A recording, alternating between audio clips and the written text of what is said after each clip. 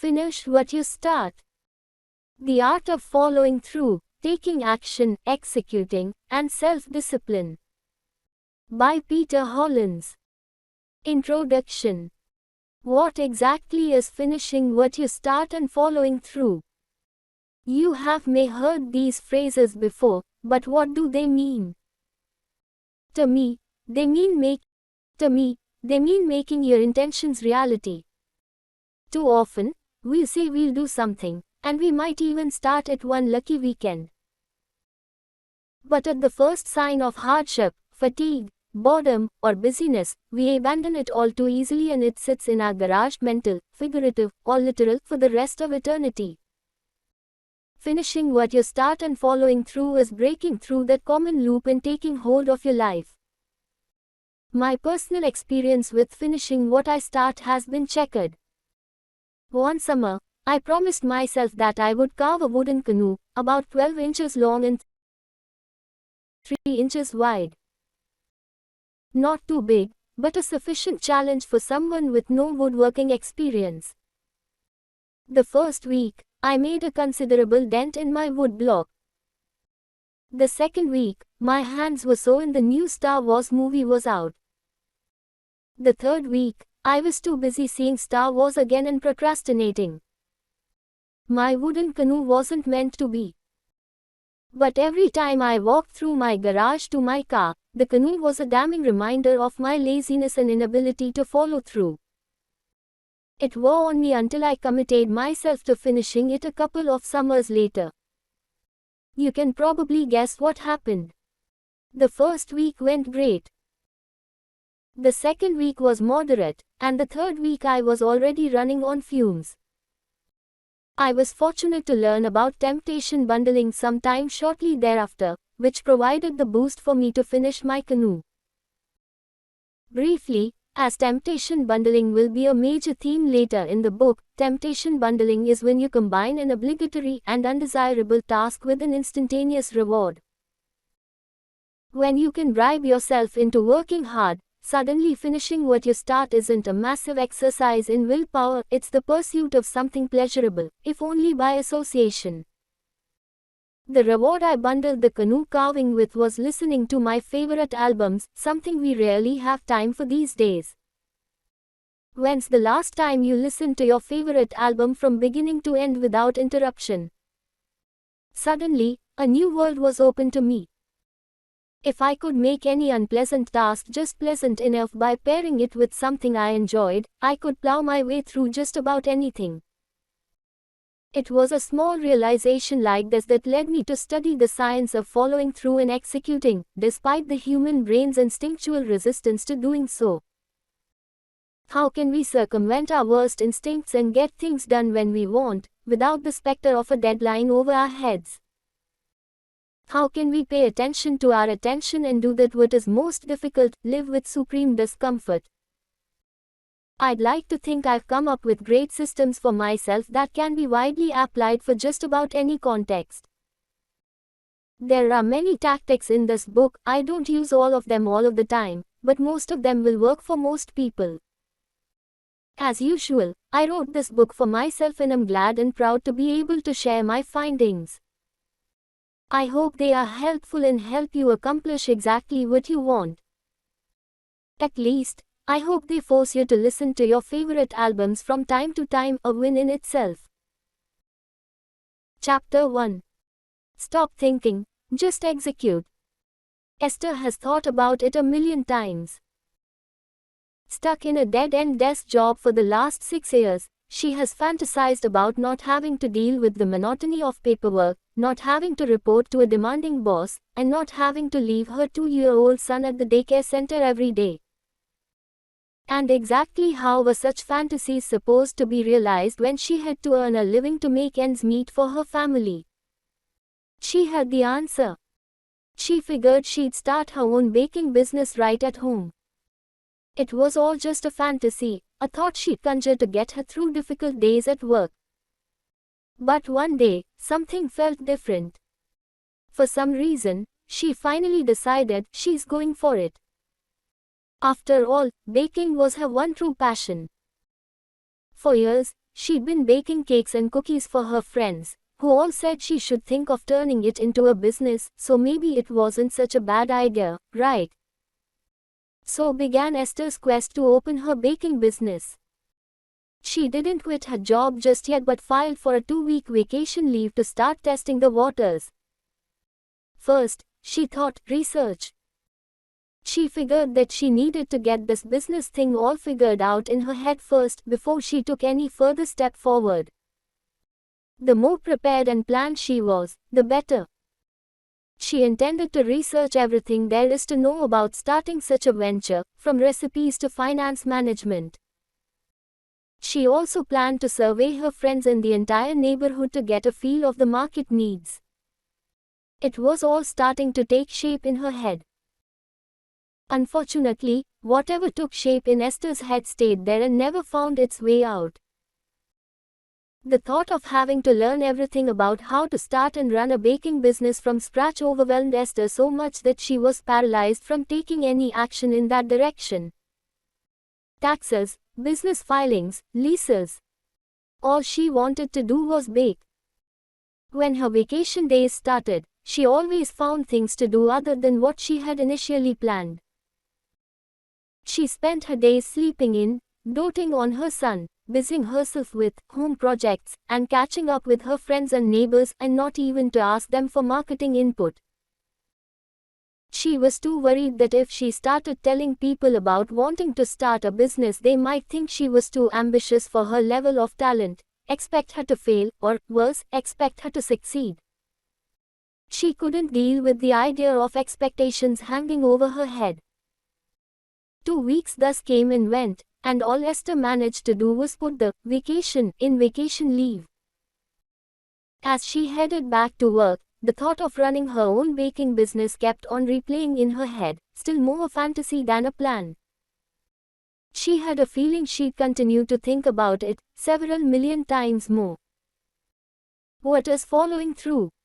What do you suppose went wrong in Esther's situation? Did she lack focus, self-discipline, action, persistence? If you say she lacked all of the above, you are pointing to actually just one concept: following through. Following through is related to focus, self-discipline, action, and persistence, but it is not synonymous to any of them. Rather, it is a composite of all of them, a bit like how those big Japanese anime robots come to be formed by the fusion of smaller individual robot parts. Power Rangers, or Voltron to be specific. And much like how each smaller robot forms a different body part in the big robot, so too does each of these 4 elements: focus, self-discipline, action, and persistence correspond to a body part that, when pieced with the others, forms the whole of following through. The head. Focus. Following through involves having focus. It's akin to the head because it is focus that keeps your head in the game and your eyes on the prize. Focus guides your thoughts in figuring out how to follow through and directs your actions toward achieving your vision. See, following through is not just about exerting effort. It's about exerting effort that's concentrated on a single goal. With focus, no effort is wasted. What's followed is a single line of sight, so what's pursued is the single most direct way toward a goal. Going back to Esther's situation, had she been focused on her dream of starting a business, she would have structured her free time better, scheduling activities in view of realizing that dream. The spine. Self-discipline. The spine of following through, self-discipline, is what enables you to get your head down and work when you need to, even if you don't want to. It's the ability to control yourself so that you retain focus on what needs to be done, despite the temptations and distractions you may encounter. This element is essential to following through because it's what gives you the power to regulate your own thoughts, feelings, and actions toward ends that are meaningful to you. Without self-discipline, you wouldn't be able to consistently exert effort on something until it's done, which is what following through is all about. As the head is continuous with the spine, so is focus continuous with self-discipline. If you are focused on what you need to do, self-discipline will naturally follow. Likewise, if you are self-disciplined, it will be easier for you to focus on what needs to be done and avoid distractions. Self-discipline, like the spine, keeps you upright so you don't slump into a mess. If Esther had enough self-discipline, she would have been able to resist using all her free time just for leisure. There's nothing wrong with catching up on some sleep or spending time with your loved ones, but if all your days are spent doing just those and none of productive work, then balance is lost. Leisure is an important part of life, but if it's excessive and takes the place of reasonable productivity, then it becomes a vice. The hands and feet. Action. The hands and feet of following through means prioritizing execution and simple motion. This is what makes following through more than just having focus and self-discipline.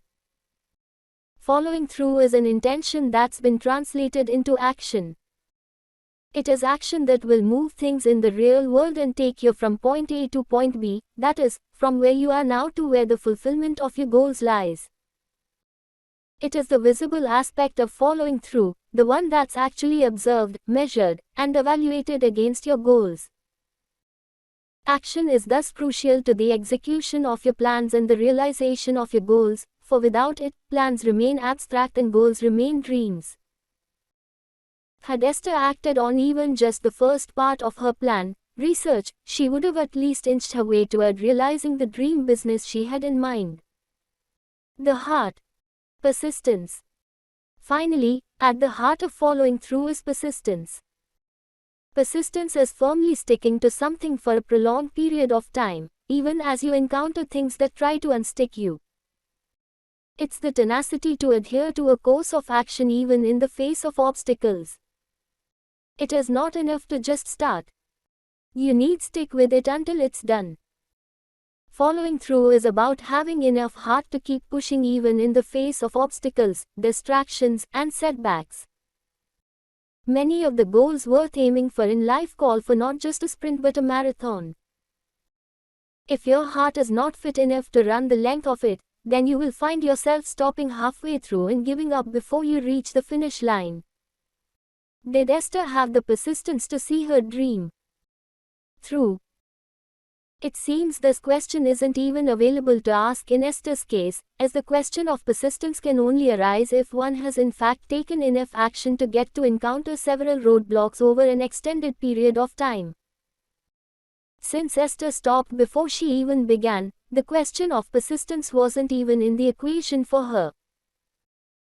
So there you have it, the individual parts: focus, self-discipline, action, and persistence all combined to be the super robot called following through and finishing what you start. It's gratifying and fulfilling to be able to pull together focus, self-discipline, action, and persistence within ourselves and get to watch our dreams be turned into reality as a result of it. But if following through is so awesome, why don't we all just do it all the time? The short answer is because it's hard. The long answer, which also explains why it's hard, is detailed below. Why don't we follow through? When it comes to thinking up what we want to do, what we need to do, or what other people need to do, we're usually experts. Our ideas run wild, the blueprints in our heads get magically written out with not much effort, and the mental picture of us living our dreams comes into sharp focus faster than we can say, "Cheese." But when it comes to actually getting off our butts and following through with action, we are usually not only amateurs but also unwilling participants.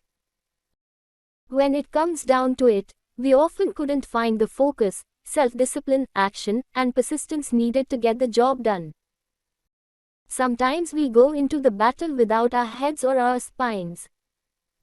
Other times we lack our hands and feet or our hearts. We think we could just call on these parts to get together when we need them to, but we arrive at the battleground only to discover that it's never as easy as we thought it would be.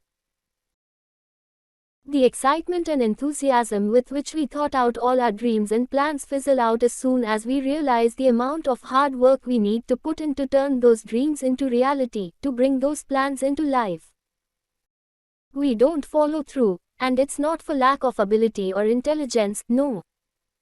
We don't follow through for two main reasons. We have an entire selection of 1. Inhibiting tactics and or 2. Psychological roadblocks that hinder us from finishing what we start. We'll cover each of those in turn below. Inhibiting tactics. Inhibiting tactics refer to our schemes for misusing time and effort, with the end result of our being held back from following through. These are ways we sabotage ourselves, sometimes consciously. These tactics, which include 1. Setting bad goals, 2. Procrastination, 3. Indulging in temptations and distractions, and 4. Poor time management, inhibit us from maximizing the time and energy we have toward productive ends. Setting bad goals. One way we handicap ourselves from following through is by setting bad goals, such as those that are too abstract or downright impossible. Setting bad goals is like buying the wrong map for a road trip. It prevents us from following through because the directions are skewed and confusing. It eventually causes us to lose patience and will to keep on in our journey, which we often end up abandoning halfway through. When our goals are too abstract, we find ourselves lost as to what needs to be done in order to reach them. For example, if we say our goal is to be healthier and yet don't even specify what we mean by healthier, we are less likely to take steps toward accomplishing it. We want to follow through, but we don't know how. When our goals are too high or unrealistic for any mortal to reach, we find ourselves looking up at an impossibly high ladder without rungs. The beauty of this is that no one would be able to accuse us of not trying hard enough to climb, because there are no rungs in the first place. We are absolved from the guilt of not following through. Take for instance a plant manager aiming to double manufacturing output despite real logistical limitations. Since the goal is impossible to achieve anyway, whether he follows through or not wouldn't make a difference, and so he's saved from both the trouble of having to follow through and the guilt from not doing so. Procrastination. This is one of the most widely used tactics in the book. We are somehow exceptionally talented at delaying work until we absolutely need to do it, until the very last minute. In fact, we are so talented at delaying work that we could convince others, and even ourselves, that we are already working even when we are not. One way we procrastinate is with endless planning. We plan all the details of our task, and once we are done planning, we decide that either the plan needs revising or the task itself needs to be scrapped. Then we plan for a new task, and so on, all the while conveniently unaware of the fact that all the planning we are doing is also a form of procrastination. Ultimately, it's something best referred to as productive procrastination because it feels like you are getting somewhere, but you're really just moving in place. If we can get away with putting off a task at the moment, we tend to do so because it's easy, comfortable, and stress-free. This is how a lot of would-have-been success stories get to be just that would-have-been. A lifetime string of laters ends up being woven into the noose of never. Temptations and distractions. The road of following through would be easy enough to tread, without delay, if it were like a hallway with blank walls on either side. If you didn't have a choice, you might very well put your head down and work. But no. This road is lined with all sorts of shiny trinkets, glittering detour signs, and inviting rest stops. Temptations and distractions come aplenty. These days, with something as simple as a red notification alert on our phone screens flooding our brains with feel-good chemicals that, in turn, keep us glued to our phones even longer. Take for example a marketing officer tasked to develop a campaign to promote a new product. She is well aware of the research she needs to do, the reports she needs to write, the presentations she needs to start prepping.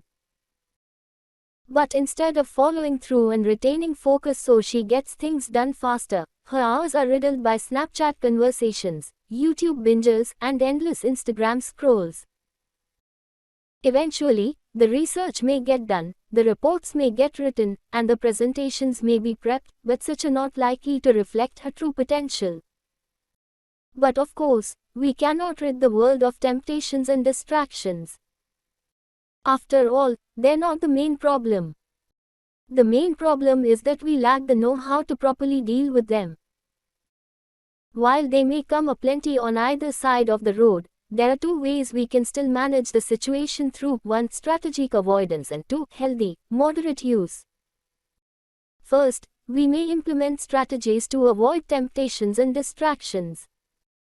For example, if we are distracted by frequent notifications from social media, we may schedule blocks of time during which we are logged out from our social media accounts while we focus on our work.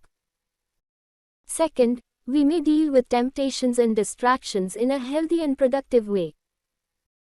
We don't need to deprive ourselves of tempting and enjoyable leisure activities for the rest of our lives just so we could follow through on our goals. In fact, we're not supposed to. Giving ourselves a well-deserved break by indulging in activities we find enjoyable would help recharge us so we could function better. The key is in having the discipline enough to indulge on those activities in a healthy way. For instance, we may periodically reward ourselves with a 10-minute break, during which we log back in and check on our social media accounts after we accomplish a set amount of work. Poor time management. So much to do, and not enough time to do it.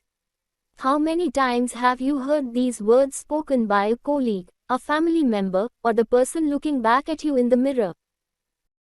And how many times could you see that it's not time they lack, but the ability to use their time productively? We all have the same amount of time in the day. Time management is the practice of using time in a way that maximizes productivity and efficiency.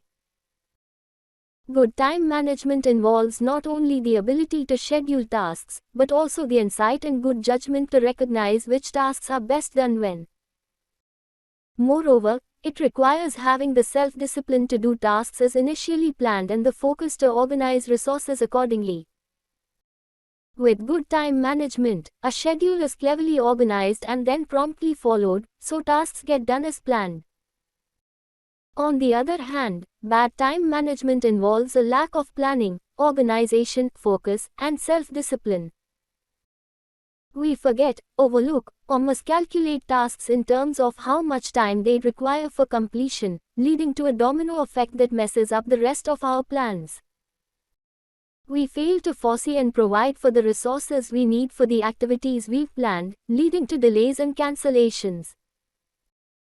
We fail to prioritize our activities, instead choosing to spend our time doing non-essential tasks, leading to unsuccessful endeavors plus maybe a scolding glare from our boss. Life in the 21st century is challenging our ability to maintain work-life balance like no other time before. With technology allowing more work hours as well as more entertainment options than ever, we no longer seem to find 24 hours enough to fit in everything we need and want to do in a day. With such demands and lifestyles, poor time management has become the norm, and good time management is a superpower only the enlightened have seemed to master.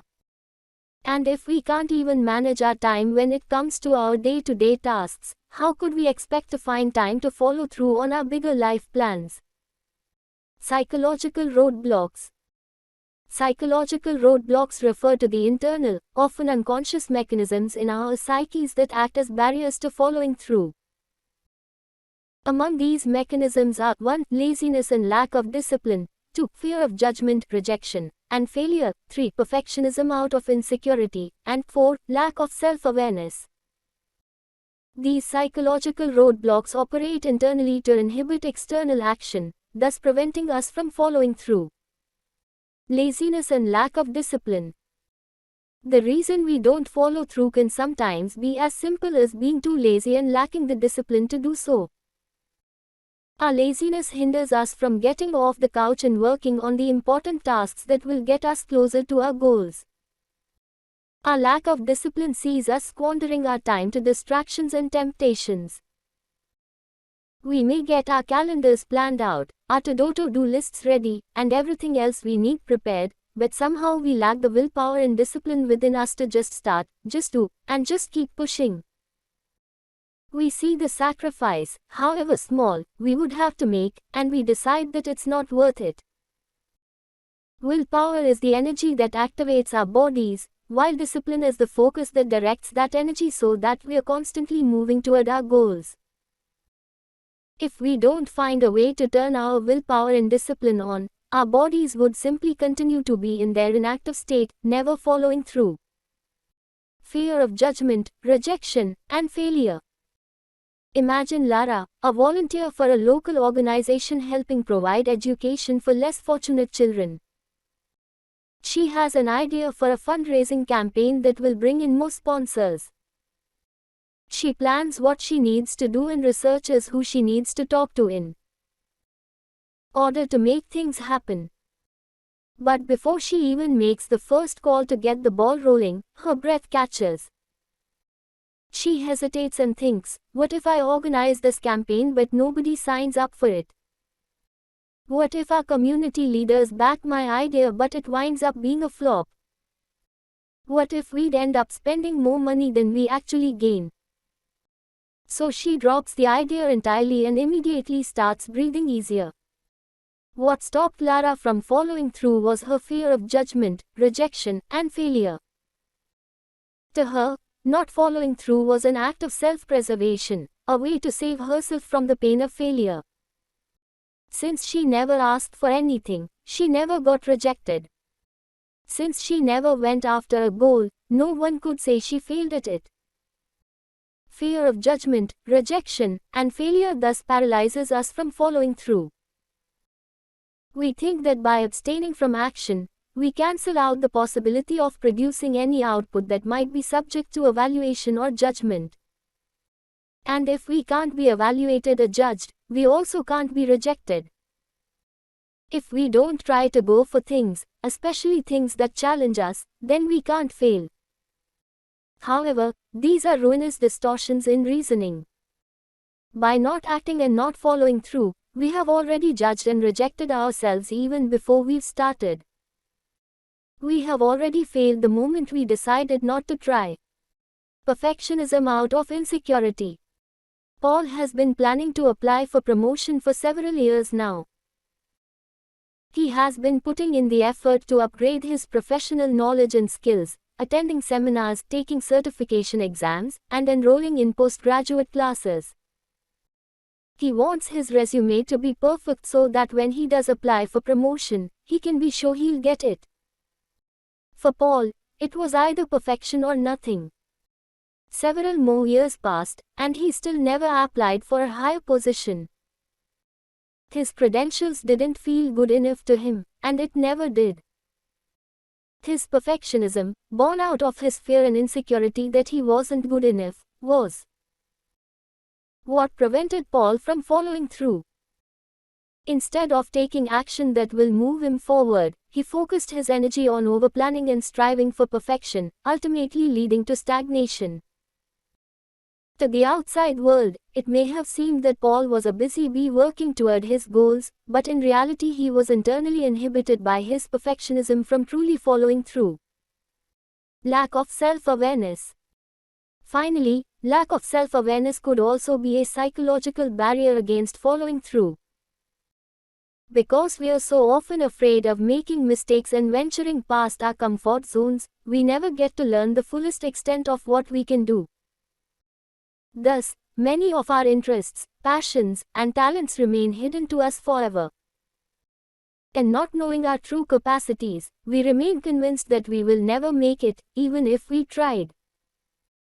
So we don't follow through on our plans and, in so doing, trap ourselves in a lifetime of stagnation. What's more, we don't even realize we've fallen into the trap of stagnation because we also lack the self-awareness that we are not following through.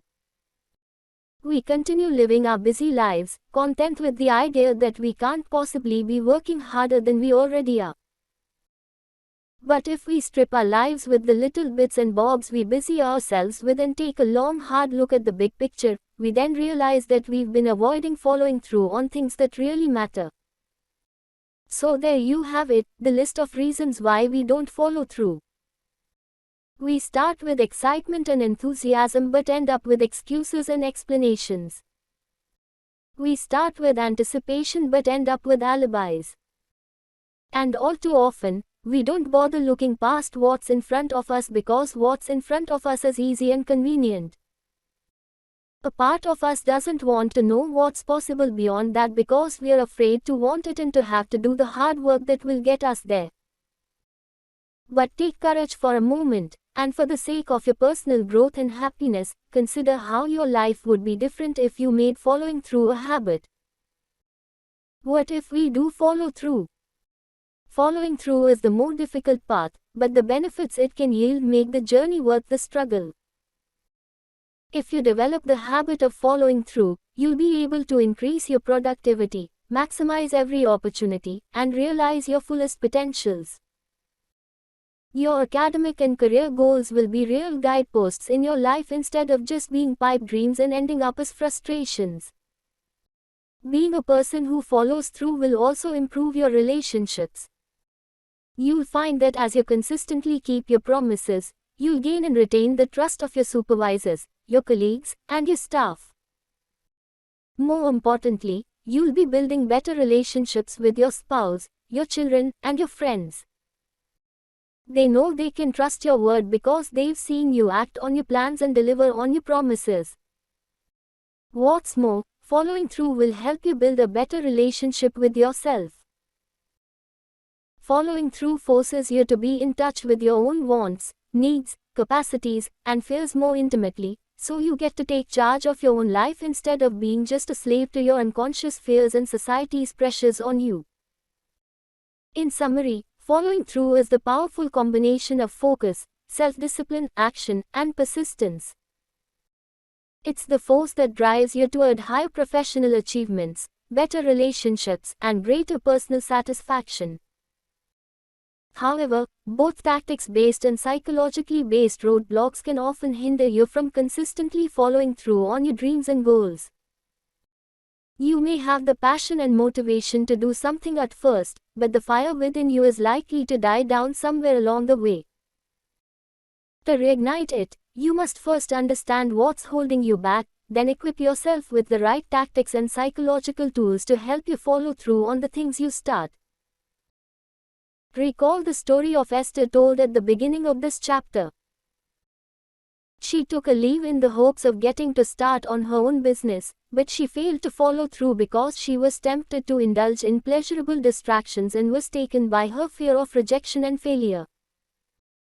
Instead of using the time she had to set realistic goals and follow through on building the life of her dreams, she ended up returning to a life she didn't enjoy living.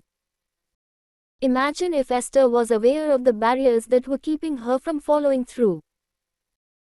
Suppose she responded by using the right tactics and psychological tools to counter such barriers and eventually succeeded in running a home-based bakery business.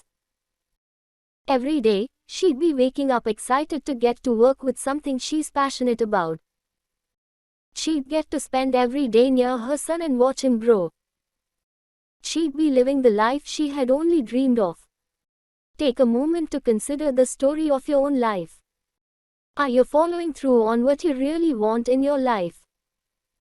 Or are you constantly falling victim to the tactics and psychological barriers that hinder you from doing so? If you answer the latter, then read on. The following pages will equip you with the tools you need and show you the way toward developing in yourself the all-important power of following through. Takeaways. The art of following through is something that allows you to create the life that you actually want instead of settling for the life you currently have. It can be said to be composed of 4 parts: focus, self-discipline, action, and persistence, all equally important. However, it's not just as easy as knowing you have to do it and thus doing it. There are powerful reasons we don't finish what we start and follow through very often. These reasons can generally be split into two camps: inhibiting tactics and psychological roadblocks. Inhibiting tactics are the ways we plan against ourselves without even realizing it. They include 1. Setting bad goals, 2. Procrastination, 3. Indulging in temptations and distractions, and 4. Poor time management. Psychological roadblocks are the ways we don't follow through because we are unconsciously protecting ourselves.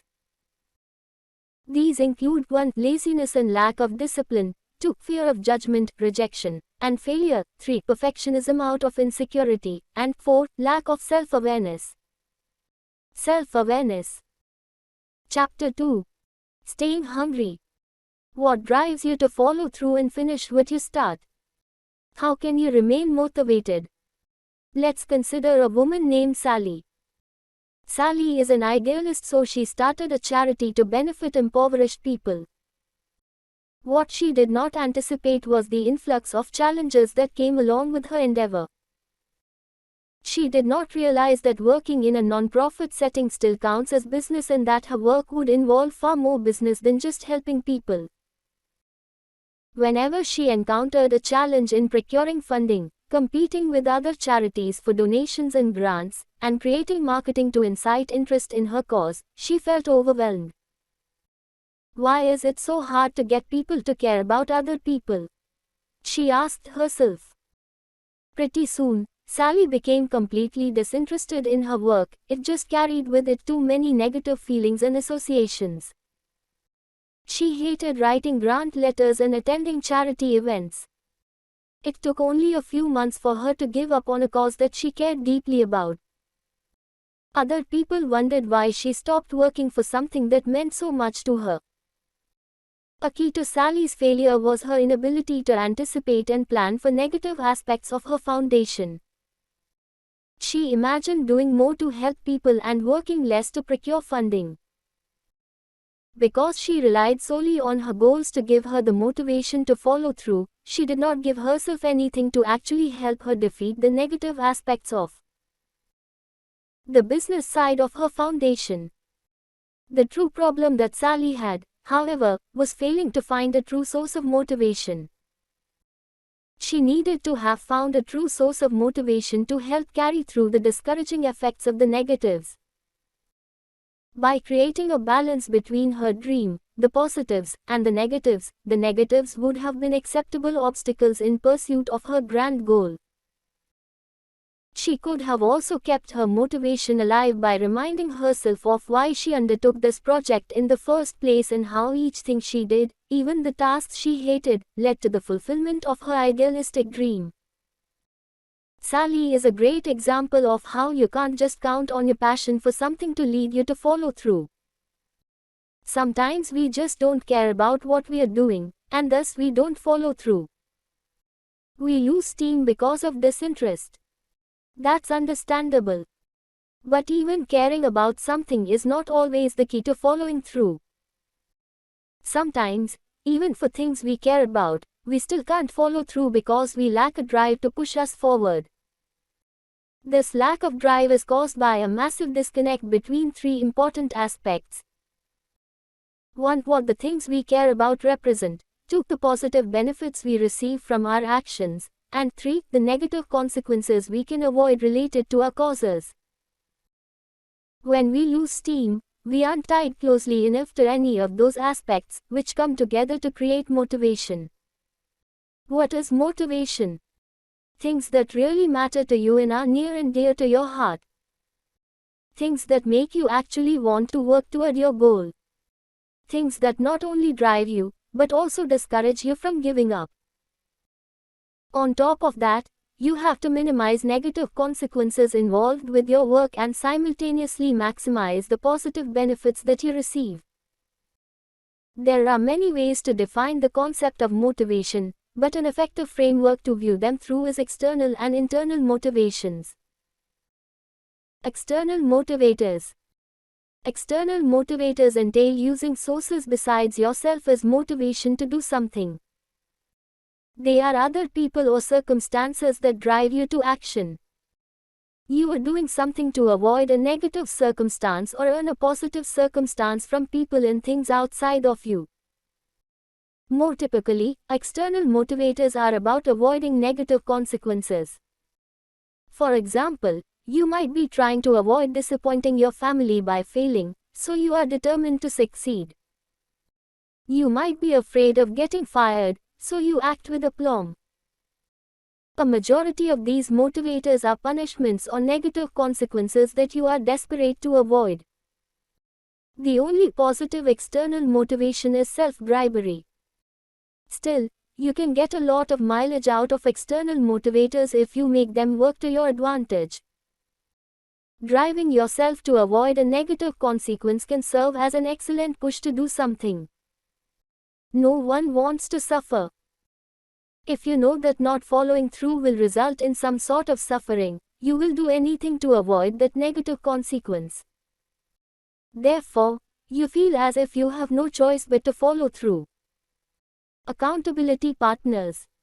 Accountability partners are people who hold you accountable.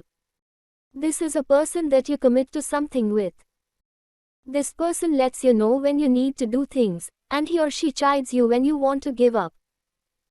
Then he or she gets on your case for not following through. Since you want to avoid disappointing this person, you are more likely to act. You rely on this person to give you the external motivation to avoid shame, so you become accountable for your actions in your goal to avoid his or her negative feedback. You may also become accountable in order to avoid letting this person down, as he or she counts on you to complete the goal with him or her. Accountability group. An accountability group can be more effective than a single partner. By having multiple people holding you accountable, you face the possibility of exponential shame. The shame and disappointment of multiple people building on top of each other is a horrible feeling that you will want to avoid. Plus, you will still have people to hold you accountable should one person drop out of the race. It can be hard to rely on a single partner's commitment, but a group is much steadier in its pressure. Having more people to answer to and to guide you can help you stay on track to avoid shame. Putting money down. The risk of losing money is another motivator that you can use to your advantage. A good example of this is an expensive gym membership fee that makes you want to go to the gym more often. You don't want to waste money, so you go to the gym just to make that fee you paid worthwhile. Another example is paying a lot of money for a course. You want to finish the course because you paid so much for it and you consider it a shame to just waste that fee. By investing in something monetarily upfront and even slightly before you feel ready, you'll be pushed to follow through to avoid wasting and losing money. The primary operator here is guilt for spending money on something that you never used or did. You can take monetary investment motivators to the next level by hiring a coach or trainer of some type. This is the next level because paying someone money to hold you accountable combines both monetary investments and accountability partners. Now you have two reasons not to quit or back out of your commitment. You don't want to waste money or hear about how you have failed from a disappointed accountability partner. Finally, you can give someone money and then tell them not to give it to you until you complete something. When you give a friend $500 and instruct them not to return it to you until you complete your tasks, you'll quickly discover just how much your work ethic is worth to you. If $500 is not enough, up the ante next time to make it truly something you'll work toward. Self-bribery. A final external motivator is to bribe yourself. This is where you promise yourself a reward if you follow through. Therefore, you let that reward drive you and surmount your difficulties. For example, you might know that you can take your dream beach vacation if you save your money wisely and earn enough to have spare. Keeping the emotions of the beach vacation can be powerful reminders every time you want to spend your money. External motivations are mostly about avoiding pain, So figure out what pains you are avoiding or can create for yourself. Then let your urge to avoid those pains drive you. Avoiding negative social emotions works well because no one wants to feel shame, guilt, or rejection. Use your fear of negative social emotions to carry you through a project or commitment to the very end. Internal motivators. Internal motivators are about what you want, as opposed to avoiding a negative consequence or punishment. If you are motivated by avoiding a negative consequence, but you realize at some point that maybe negative consequence won't actually kill you so you can deal with it, there goes your motivation. You simply deal with the consequences sometimes. In some cases, relying on external motivators and fear does not work as well as going after the things you love and want. Therefore, internal motivators are often better sources of motivation than external ones. We can view it thusly. If you are driven by fear or face a substantial negative consequence, external motivation is ideal, while internal motivation is more suitable if you know what you want and there is little to fear. Internal motivators are your why for taking action and putting in effort. Think of a donkey walking forward to reach the carrot. Internal motivators are the carrot, while external motivators are the stick. External motivators drive you forward out of fear of something unpleasant, while internal motivators make you feel that reaching your goal is going to give you a big reward and lots of pleasant benefits. The more internal motivations you can articulate, the more motivated you will be to follow through and finish. Ask the following questions to determine how you will benefit, then let your desire for those benefits drive you forward. Internal motivations tend to be more uniform because they speak to people's universal desires and needs. What are you getting out of this? Maybe you are getting money or a sense of happiness and fulfillment in life.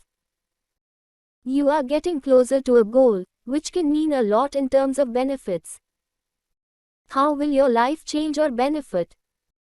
You may be able to get a better home or a nicer car if you earn more money. Or you may be able to recover from depression and ultimate sadness by attaining a higher sense of fulfillment. How will your family benefit? Your family means a lot to you, so let them motivate you. Imagine the smiles on their faces as you give them a better life and make them proud. Imagine getting your kids better school clothes, living in a safer neighborhood, and being able to afford private school and college. What impact will you have on others? Perhaps you will become a role model for some people, which in turn will make you feel important and good about yourself. Perhaps you can donate to charity or gift needy people with clothes and shoes come winter. Perhaps you can donate money to erect new structures in your community that will be named after you. What positive emotions will you get? Consider the happiness, pride, and self-esteem you will reap from your goal's ultimate completion. After all, this may be the root of all philanthropic efforts. How will your actions lead to your long-term and short-term goals? Are you accomplishing steps toward your goals? Think of the things you must do to finish a novel, for example, such as research and actual word count. Then think of the steps you take each day toward those goals. Using internal motivators in your daily life can really help you follow through with every task you have to complete. Even when the going gets tough and you contemplate giving up, finishing what you start is way easier when you are focused on how your world will benefit. So whenever you have to do something that you hate, think of how it will bring you closer to your goals. Or whenever you find yourself bored or tired while working on your goals, consider how great you will feel when you finish. Every day, review your goals and why you want to complete them. Then let that fill you with motivation to drive you forward toward project completion. Answer the above questions and consider writing them down somewhere. Review the answers periodically to remind yourself why you want to change or improve your status quo. Understand opportunity cost. following through and finishing what you start will always call for sacrifice. You have to spend money, expend effort, and give up time that you could use for doing things you love in order to commit to things you have to complete. Since by definition no one likes sacrifice, sometimes the looming shadow of a sacrifice will overshadow your goals unless you create motivators powerful enough to overpower your sense of sacrifice and make each sacrifice seem worthwhile. Everything in life is an opportunity cost, which means that everything you do will call for something from you. Every act takes away time or effort that could be committed to something else. Learning to play the guitar means solitary hours of drilling scales, chords, and dealing with painful calluses on your fingers. Going to college entails getting up early and heading to a boring lecture and spending hours doing homework.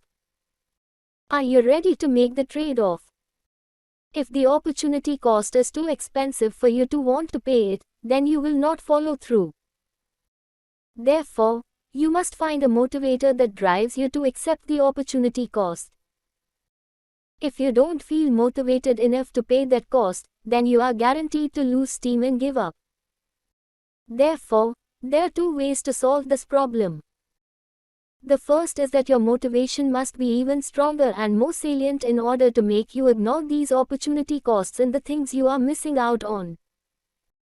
The motivation must mean more to you than the things you sacrifice to make you feel that this is all worth it.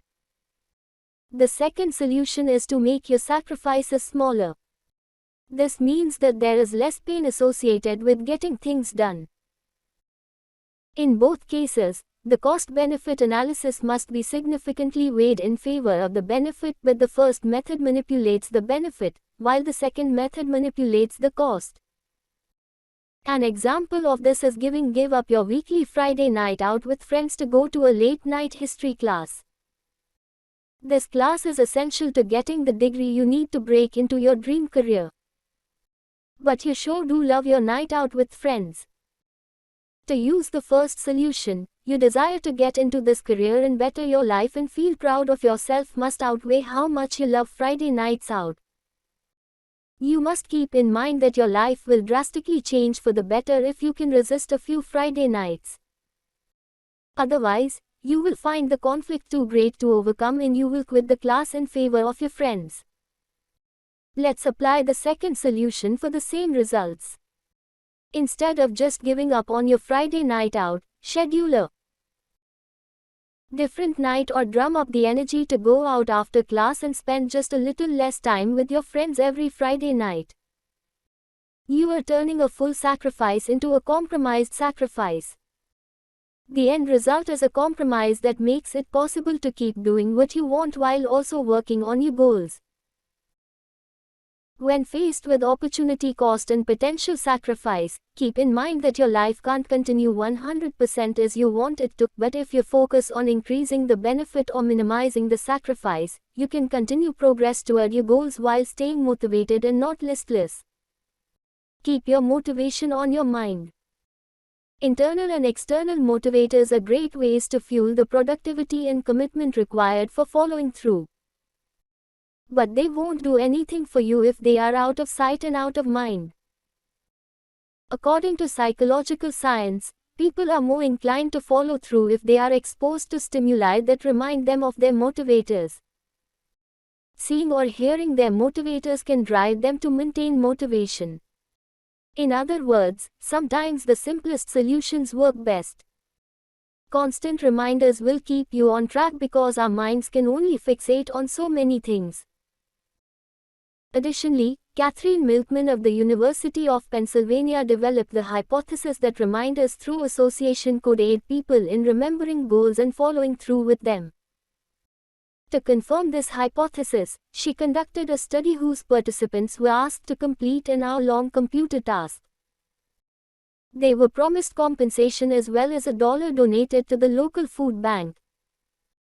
They were asked to make sure their donations were made by picking up paperclips when they got their compensation. The control group was told this and then thanked for their time. The test group was told that the paper clips would be waiting by an elephant statue.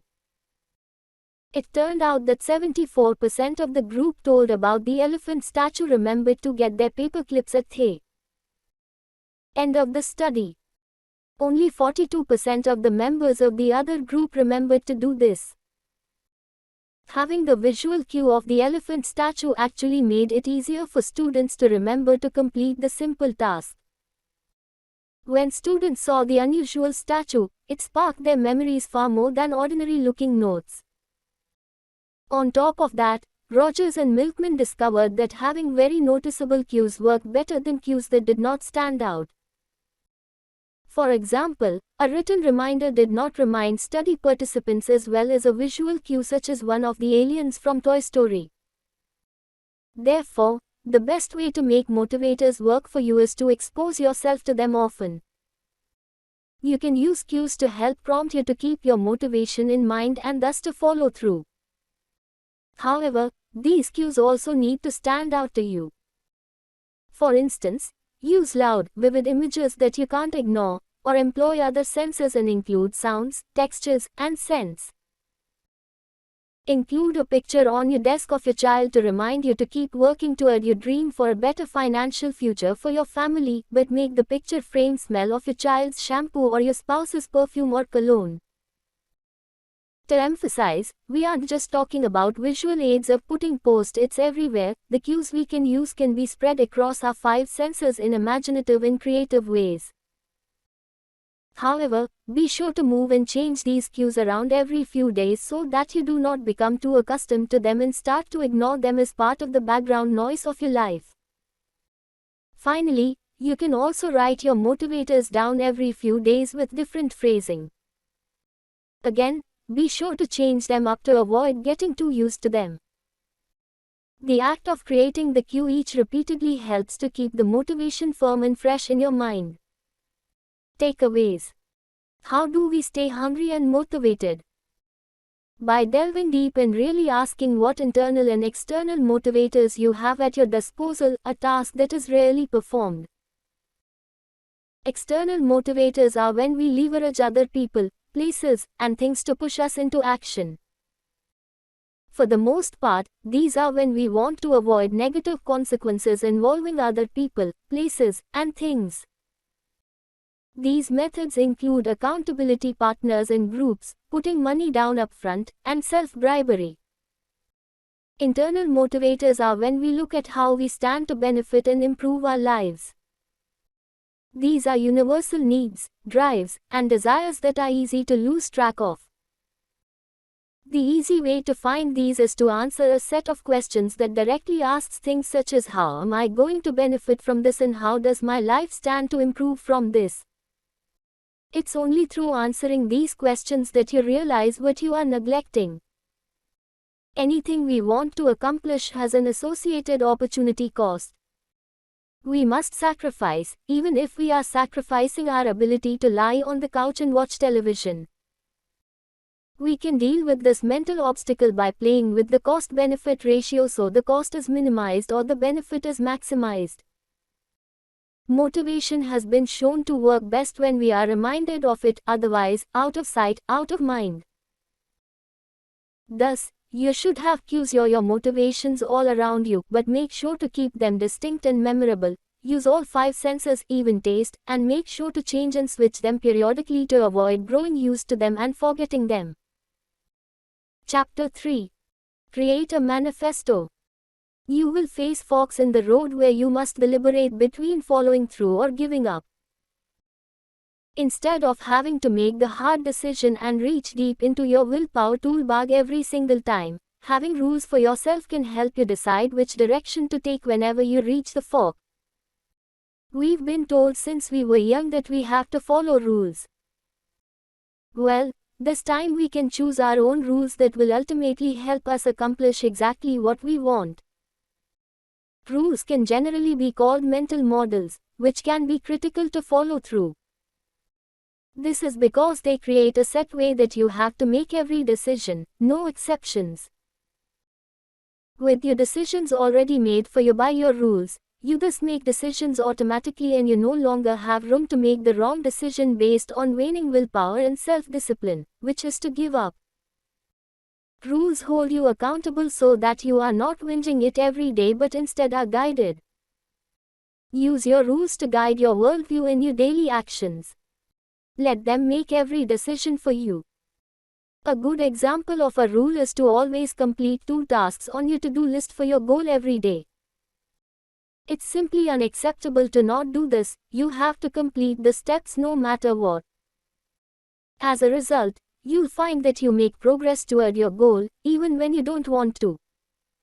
The choice was out of your hands. Deciding to work each day is not your decision to make. It has already been made for you by your rule, and thus you have no choice but to do it. Consider an example of when John, a writer, doesn't use the rule of always completing 2 steps on his to-do list. In the morning, he is excited and thinks, after work, I will go home and start writing my novel.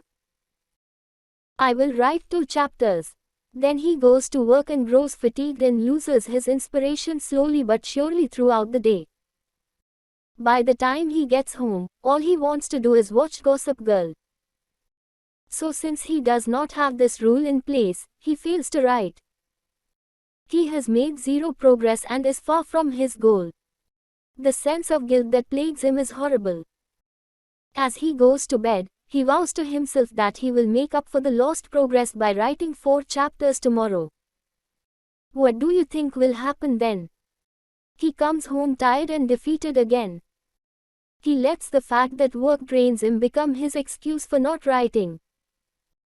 Moreover, since he faces the monumental task of writing 4 chapters today, it feels impossible to start on. If he didn't have energy for 2 chapters the night before, he certainly won't have the energy for 4 chapters tonight. He gets overwhelmed and doesn't write at all. It seems as if he will never finish this novel because he always finds some excuse to let himself off of the hook from actually writing. He gave himself too much choice and leeway and thus allowed self-sabotage all too easily. Now let's consider if John applied the rule every day, which is black and white and doesn't care about fatigue. No matter how tired and uninspired he feels, he knows that he has to write 2 chapters a night after work, no exceptions and no excuses. So when he gets home, he looks at his computer and he feels tempted to just go watch TV and conserve his energy by being lazy. But because he follows a rule in his life, he can't break it and so he has to write. In fact, he plans for it all day because he knows it's coming. He sits down and tackles the 2 chapters and goes to bed. Exhausted but contented and proud of himself.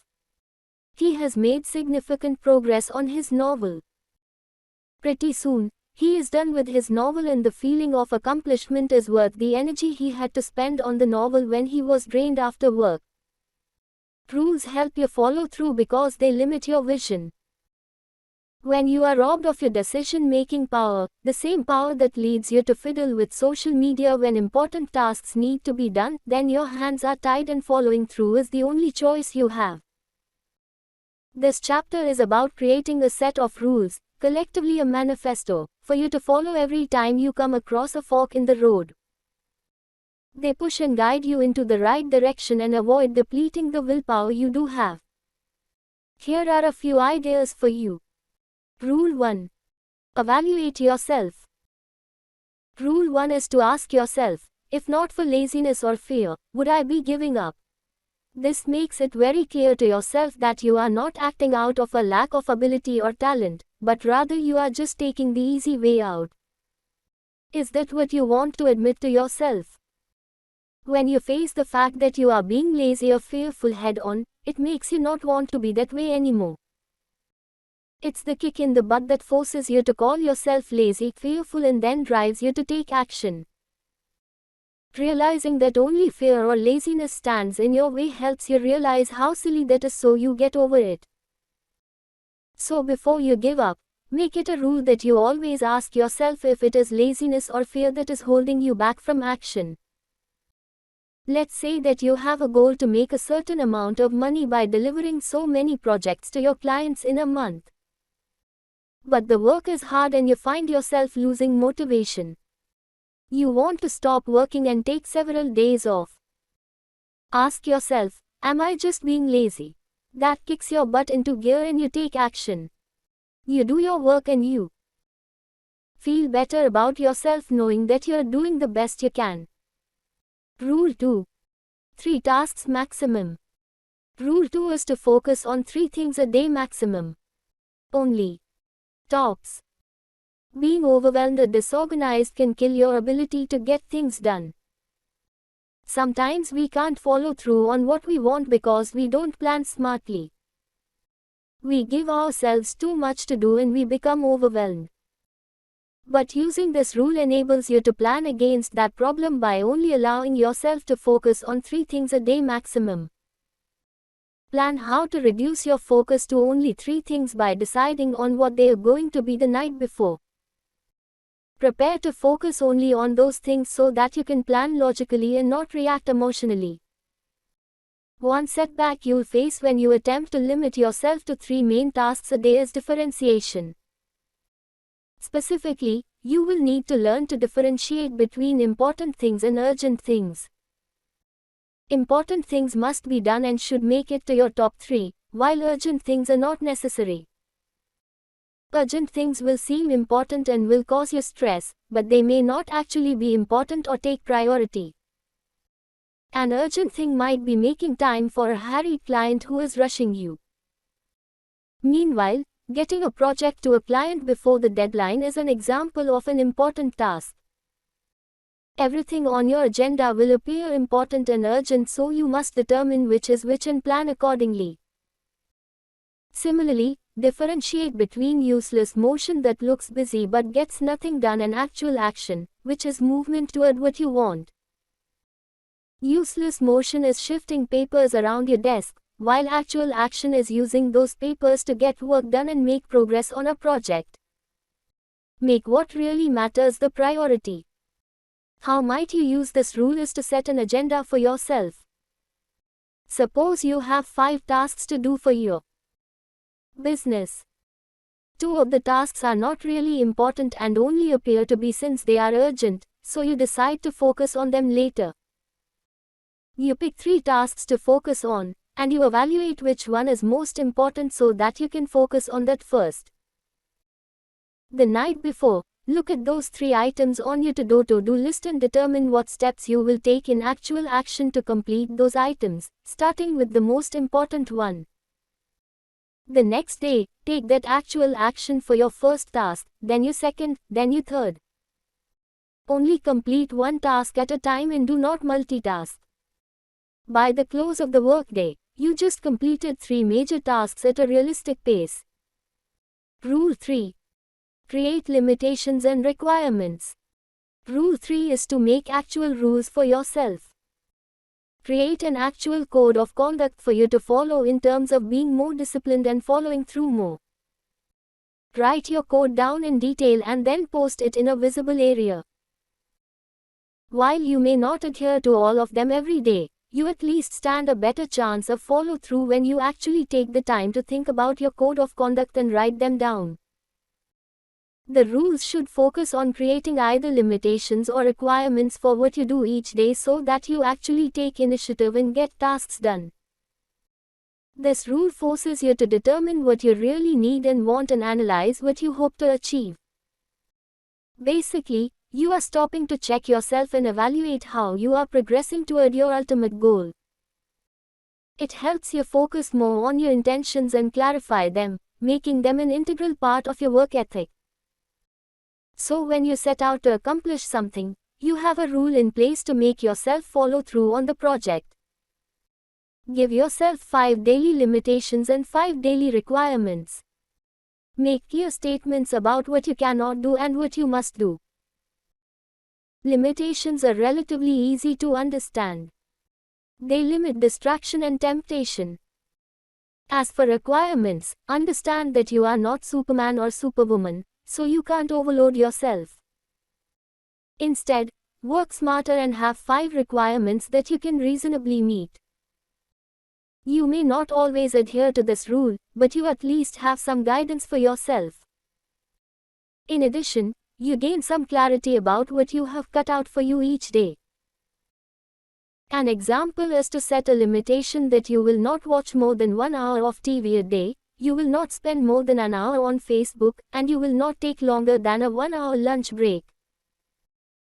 Meanwhile, your requirements are that you must read at least 30 pages a day, you must complete at least 4 hours of work before lunch, and you must complete 8 hours of work total by the time you sign out or clock out of work.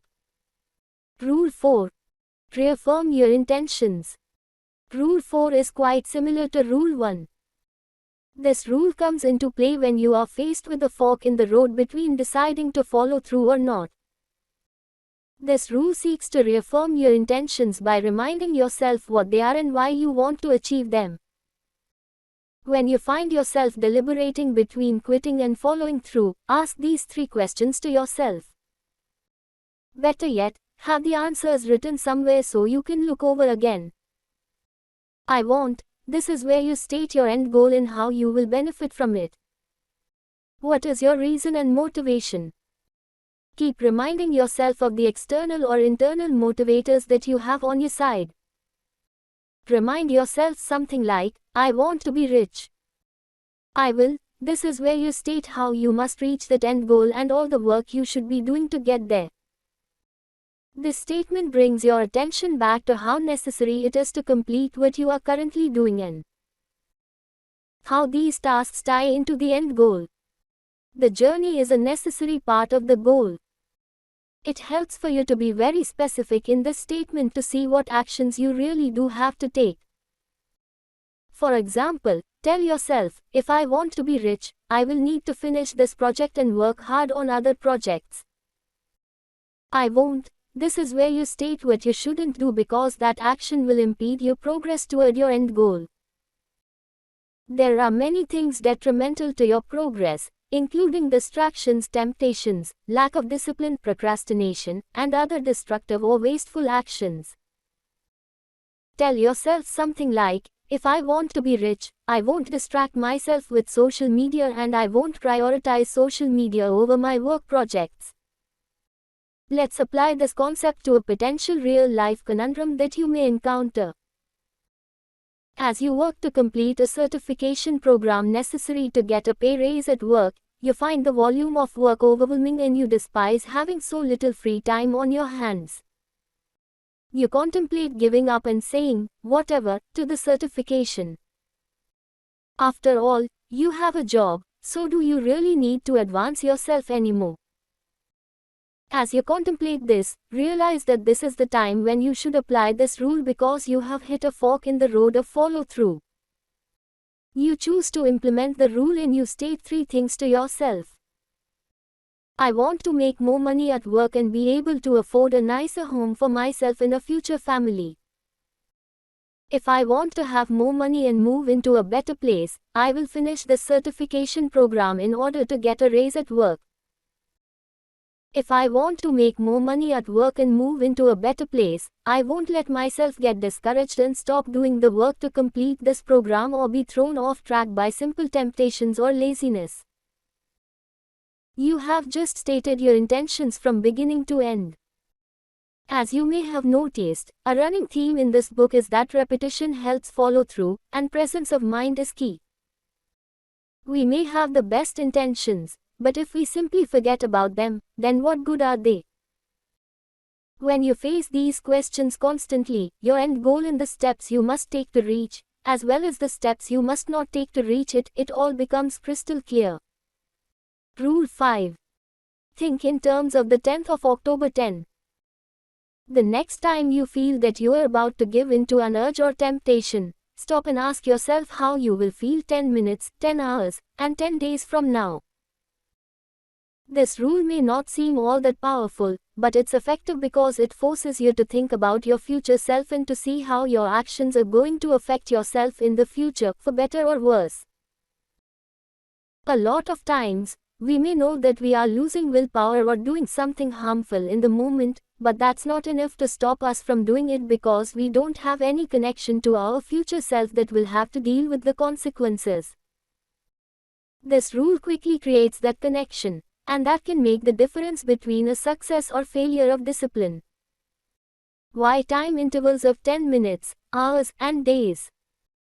Because that helps you realize how short-term the pleasure or comfort of a discipline is relative to its long-term consequences. At 10 minutes, you might be feeling good, with perhaps just the initial bit of shame creeping in. After 10 hours, you'll feel mostly shame or regret. 10 days later, you might be consumed by regret, having realized some of the negative consequences that your decision or action has had on your pursuit of your long-term goals.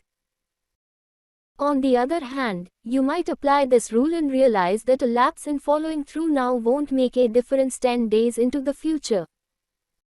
If that's the case, then you can indulge a bit without guilt or shame.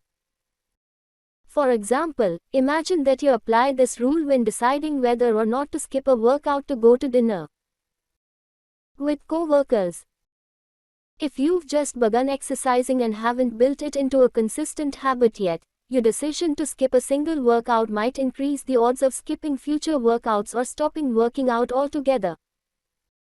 How will you feel in 10 minutes, hours, and days? 10 minutes good, with a slight tinge of regret, as you can still taste the lasagna or ice cream. The pleasure is still tangible.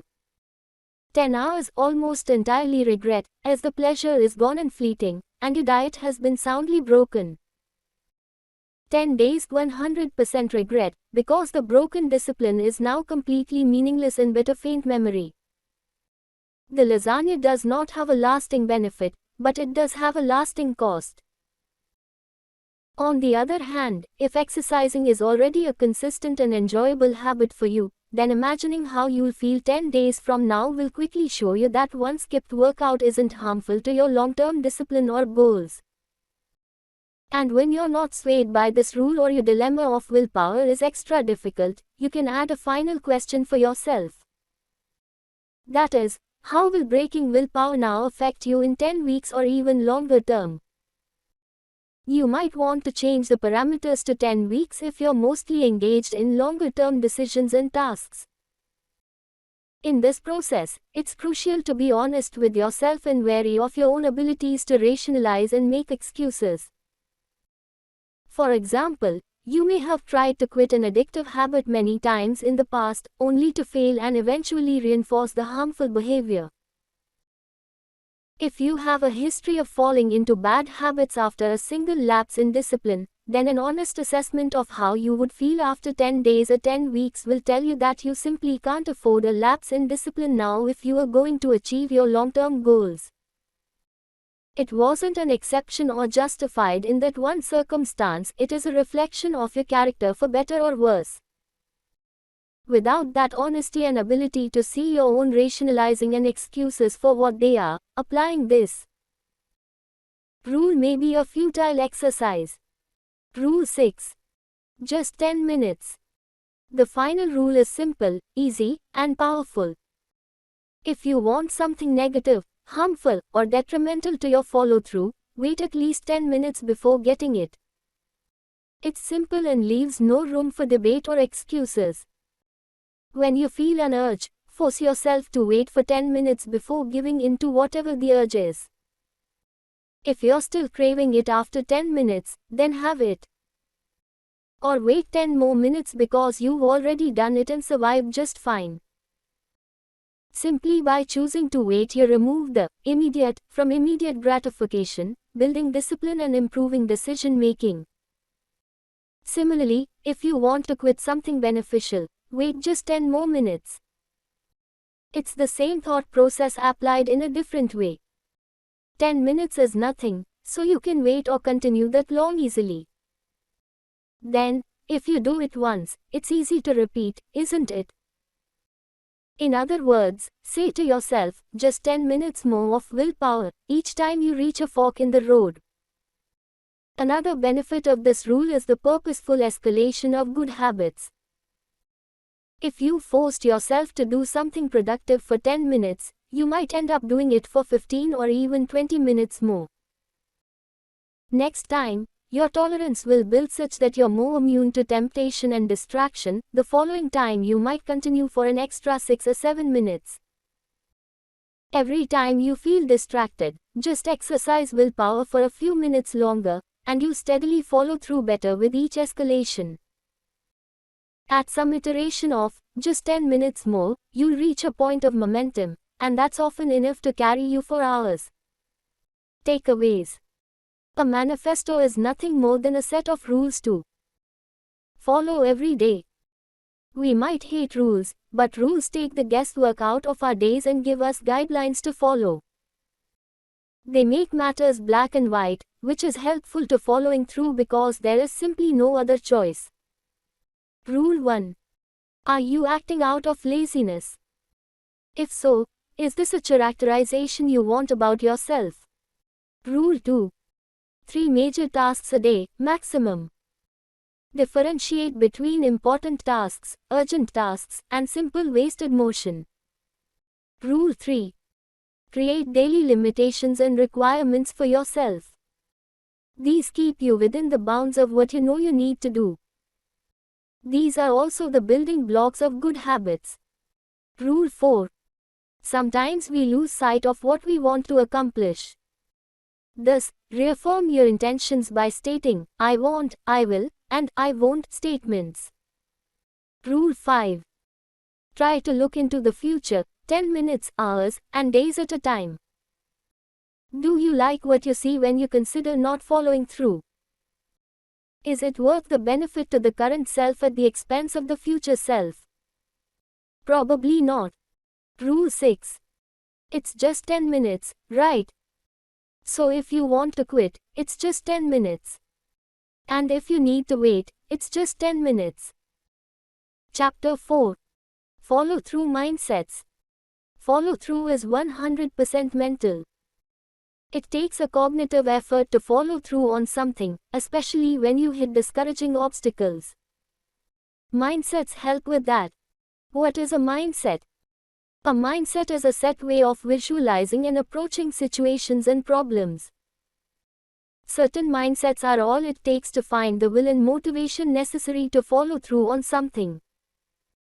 Gerald is an example of someone with a mindset that impeded with his progress. Gerald had many aspirations to create his own business.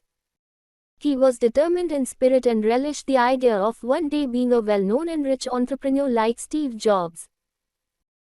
While he knew that success is not just something easy that anyone can grab, he did not realize how sometimes success calls for uncomfortable situations. When he actually endeavored to start his own business, he ran into a lot of situations that caused him fear. For example, he had to make a monetary investment and it terrified him to think that he may lose his money and never get it back. This fear made Gerald uncomfortable.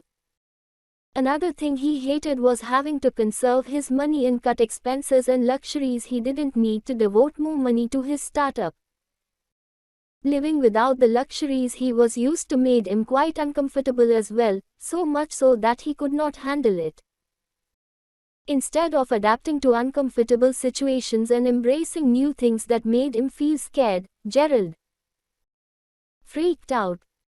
He decided that the lifestyle of an entrepreneur was not worth it. He liked the idea but was not prepared for the reality. Finding out that starting up a new business was not all sunshine and rainbows made him give up on it. Instead of starting his dream company and having a shot at becoming the next Steve Jobs, Gerald settled back into the job that he hated simply because it was comfortable to him. He never amounted to much and never reached his dreams as a result. Gerald's mindset was negative, to say the least. He refused to deal with discomfort or make sacrifices that were mildly unpleasant for his dream career. He preferred what he knew over the unknown, even though what he knew did not satisfy him as much as his dream would have satisfied him. That mindset made him choose to approach the situation from the vantage point that it was all bad and not worth it. He focused on the negative and the discomfort and he refused to work around it. Gerald may have succeeded at his goal had he held a different mindset.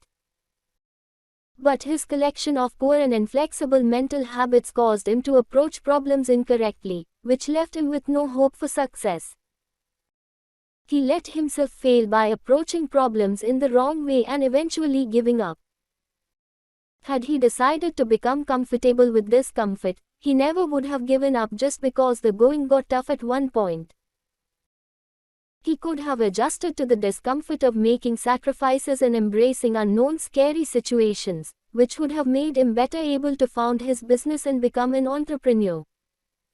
Mindset 1. It's worthwhile. Consider what the Chicago Consortium on School Reform, along with many other educational experts, says motivates students to persevere even when things become difficult at school. 3 concepts contribute to student success, which are easily transferable to our adult lives. The first concept is holding the belief that hard work can and will lead to improvement. No matter how hard things get, it is your efforts that will get you the results you desire, nothing else. Everything else is a byproduct of luck, yet hard work itself is a prerequisite. Of course, hard work doesn't overcome everything, but it's an essential component that cannot be skipped. The second concept is having the confidence that you, and people like you, belong in school and that school is a place where you can thrive. You can apply this to settings outside of school. The heart of this concept is that you believe in yourself and that you are just as good as anyone else. Basically, you need to believe in your own abilities and trust in your opportunities. Don't create self-limiting beliefs that hold you back, such as thinking that you are not as good as everyone else. This belief is illustrated by feeling that you also have valuable input at a business meeting or that you have just as much ability to handle a client as everyone else in the office. The final concept is holding the belief that what you're doing is valuable and relevant to your goals. Why would you stick with doing something if you don't see how it benefits you or helps you reach your goals? That would undermine entire chapters of this book. Understanding why you do something and how it fits into the big picture of what you're trying to accomplish makes it seem more worthwhile. You won't want to quit an endeavor if you think that it is getting you somewhere. You don't even have to see instant gratification and goal completion to know that you are on the right track. Assigning value and remembering how each thing you do ties into your main goal is very important because it helps you feel that you're doing well just by working. There is a point to everything you do, so every action you take is valuable. An example of this concept at work would be when you feel that the classes you are taking for your degree are pointless. Remember that they are not pointless, because they are leading to your graduation, which in turn will lead to your dream job in the field of your interest. These concepts can help you because they lend value and meaning to your work, and they can make you feel like you are making a difference just by following through and executing. Mindset 2. Comfort with discomfort. Another critical mindset is believing that your journey to success will become supremely uncomfortable at times, so you need to get comfortable with discomfort. Following through is never comfortable because it asks you to do things that are unfamiliar and new. To be successful and never give up, you need to minimize negative consequences of uncomfortable situations by getting immunized to the sense of discomfort. Sometimes, you feel the need to avoid something that will lead to success out of discomfort. Maybe you are avoiding extra work because you are fatigued, or you are avoiding talking to new people because it makes you nervous. You are actively shutting out success because you want to avoid being uncomfortable for a little while. Therefore, overcoming your instinct to avoid things just because they are uncomfortable for you at first is essential. Change is always uncomfortable, but it is key to doing things differently in order to find that magical formula for success. Try doing new things outside of your comfort zone. Do something new, try to learn new skills, talk to new people, and practice new actions that you are bad at until you are good at them. Expose yourself to new situations and things. The unfamiliarity will feel very uncomfortable, but you will not be able to expand your horizons and achieve success any other way. The more you do things that make you uncomfortable, the more comfortable you become with discomfort. You will find that discomfort is a temporary emotion that leaves with exposure to the situation. The benefits of being uncomfortable far outweigh the mild and fleeting unpleasantness of the sensation. Your mind will come to stop fearing discomfort so much when it realizes that discomfort does not actually hurt you. Meanwhile, staying comfortable by only doing what you know is a bad idea. It is the recipe for complacency and for staying static. You will not make any changes if you do what you always do. Don't ever give up on things just because they call for some change and discomfort. Discomfort is merely your fear instinct at play and does not actually hurt you, so getting comfortable with it is a good idea. You can choose to stay home and not meet new people, or you can choose to go out and make valuable connections that will help you reach your goals. You can choose to never learn a new language, or you can choose to learn it and find a wealth of new business opportunities, such as fun jobs overseas or well-paying jobs in translation. By repeatedly going to language classes and talking to new people, you will become conditioned to the sensation of going out of your comfort zone. Thus, you will become comfortable with being uncomfortable. Then you will stop fearing discomfort and you will open yourself up to some positive changes in your life. Just push yourself consistently every day and try new things to expand the edges of your comfort zone and make your life what you dream about. Mindset 3. Allow learning. This mindset entails developing the viewpoint that following through and finishing equals learning and evaluating yourself. You are essentially testing and scoring yourself based on your progress. Giving up is an automatic failure. When you finish something, on the other hand, you ace the test. You get to see how you do and you get to evaluate your performance. You also gain a lot of valuable skills and information that can help form your success and enable you to try again with better success should you ever fail at something. You only learn certain things if you see them through to the end. You are in a constant state of seeking information and knowledge, which you can only gain when you complete a project in its entirety. Otherwise, you don't catch the full glimpse of how things work. You get to learn about what it takes to finish something and what you are made of if you follow through. If you don't follow through, then you don't learn all that you have to do and you don't learn anything about yourself except that you are lazy or afraid or a failure. You can also teach yourself what doesn't work. If you follow through to the end and still don't succeed, you can evaluate your work and see where you went wrong. Then you can avoid that issue in the future. You can become more successful in the future as a result. View life as a series of lessons that you can use for future betterment. Viewing your endeavors as quests for knowledge can make challenges seem less daunting. It takes the fear out of failing because you still gain knowledge. You will be less inclined to just give up when faced with a challenge because you instead want to learn how to work around the challenge. You want to see what happens when you try something to overcome the challenge. You will gain no knowledge if you don't follow through, so you have to have the mindset to leap over challenges more fearlessly. One way to adopt this mindset is to ask yourself, what can I learn from this? That breeds a thirst for knowledge, which can be infinitely more motivating than any other mindset. You get curious and you want to see what the finish line looks like. You want to gain the experience that your endeavor can give you, so you go after follow through in order to get that experience. Mindset 4. The stress. Stress affects how much willpower and self-control you have.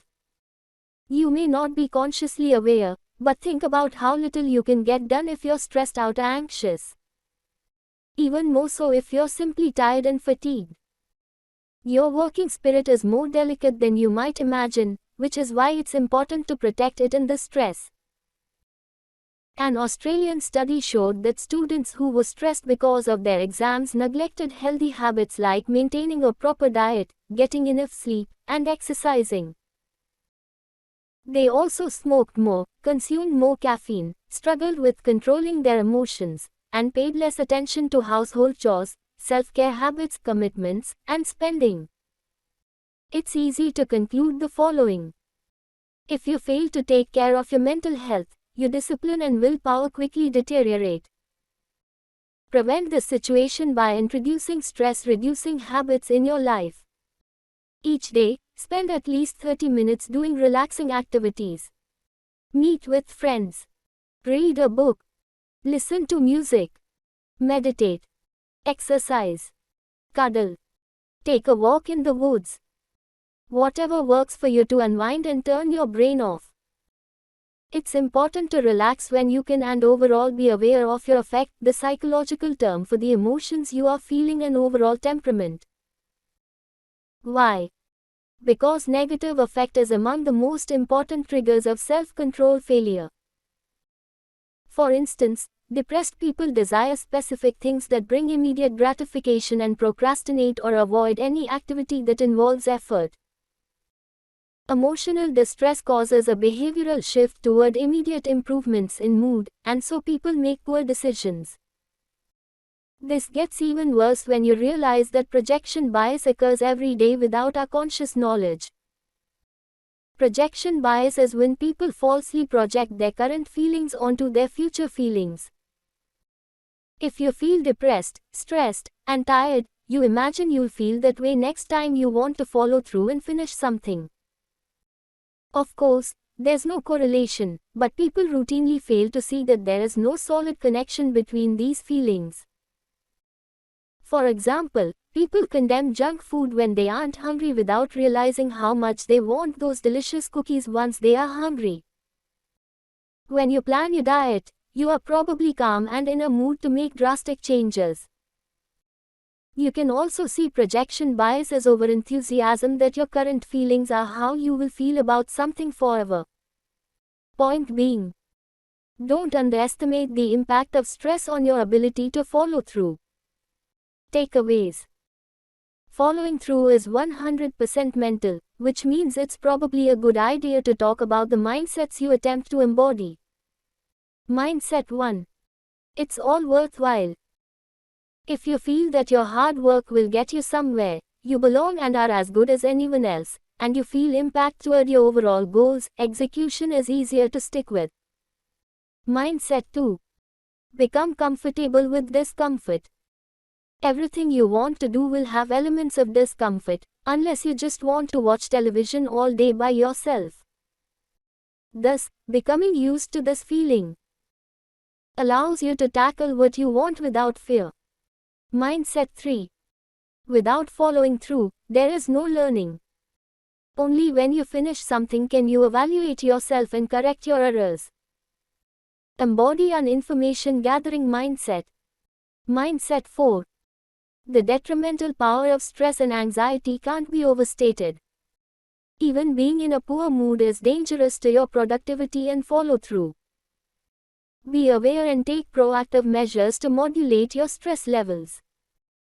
Chapter 5. The Science of Smashing Procrastination. Procrastination is a huge problem in following through. How can you approach it effectively? Madeline has a big project coming up soon. Her deadline is in a week. She knows that to meet this deadline, she has to complete 15 pages of code a day. But when it comes down to it, she just cannot work. So she puts it off, planning to write 30 the next day to make up for lost progress. Then she can't write 30 pages, so she puts it off and now has to write 45. Now she is right on her deadline with almost no code written. She pulls an all-nighter and sends in a code that is rife with errors. She ran into many challenges with this code that she did not have time to solve because she was so far behind in work. The client rejects the code and is not happy.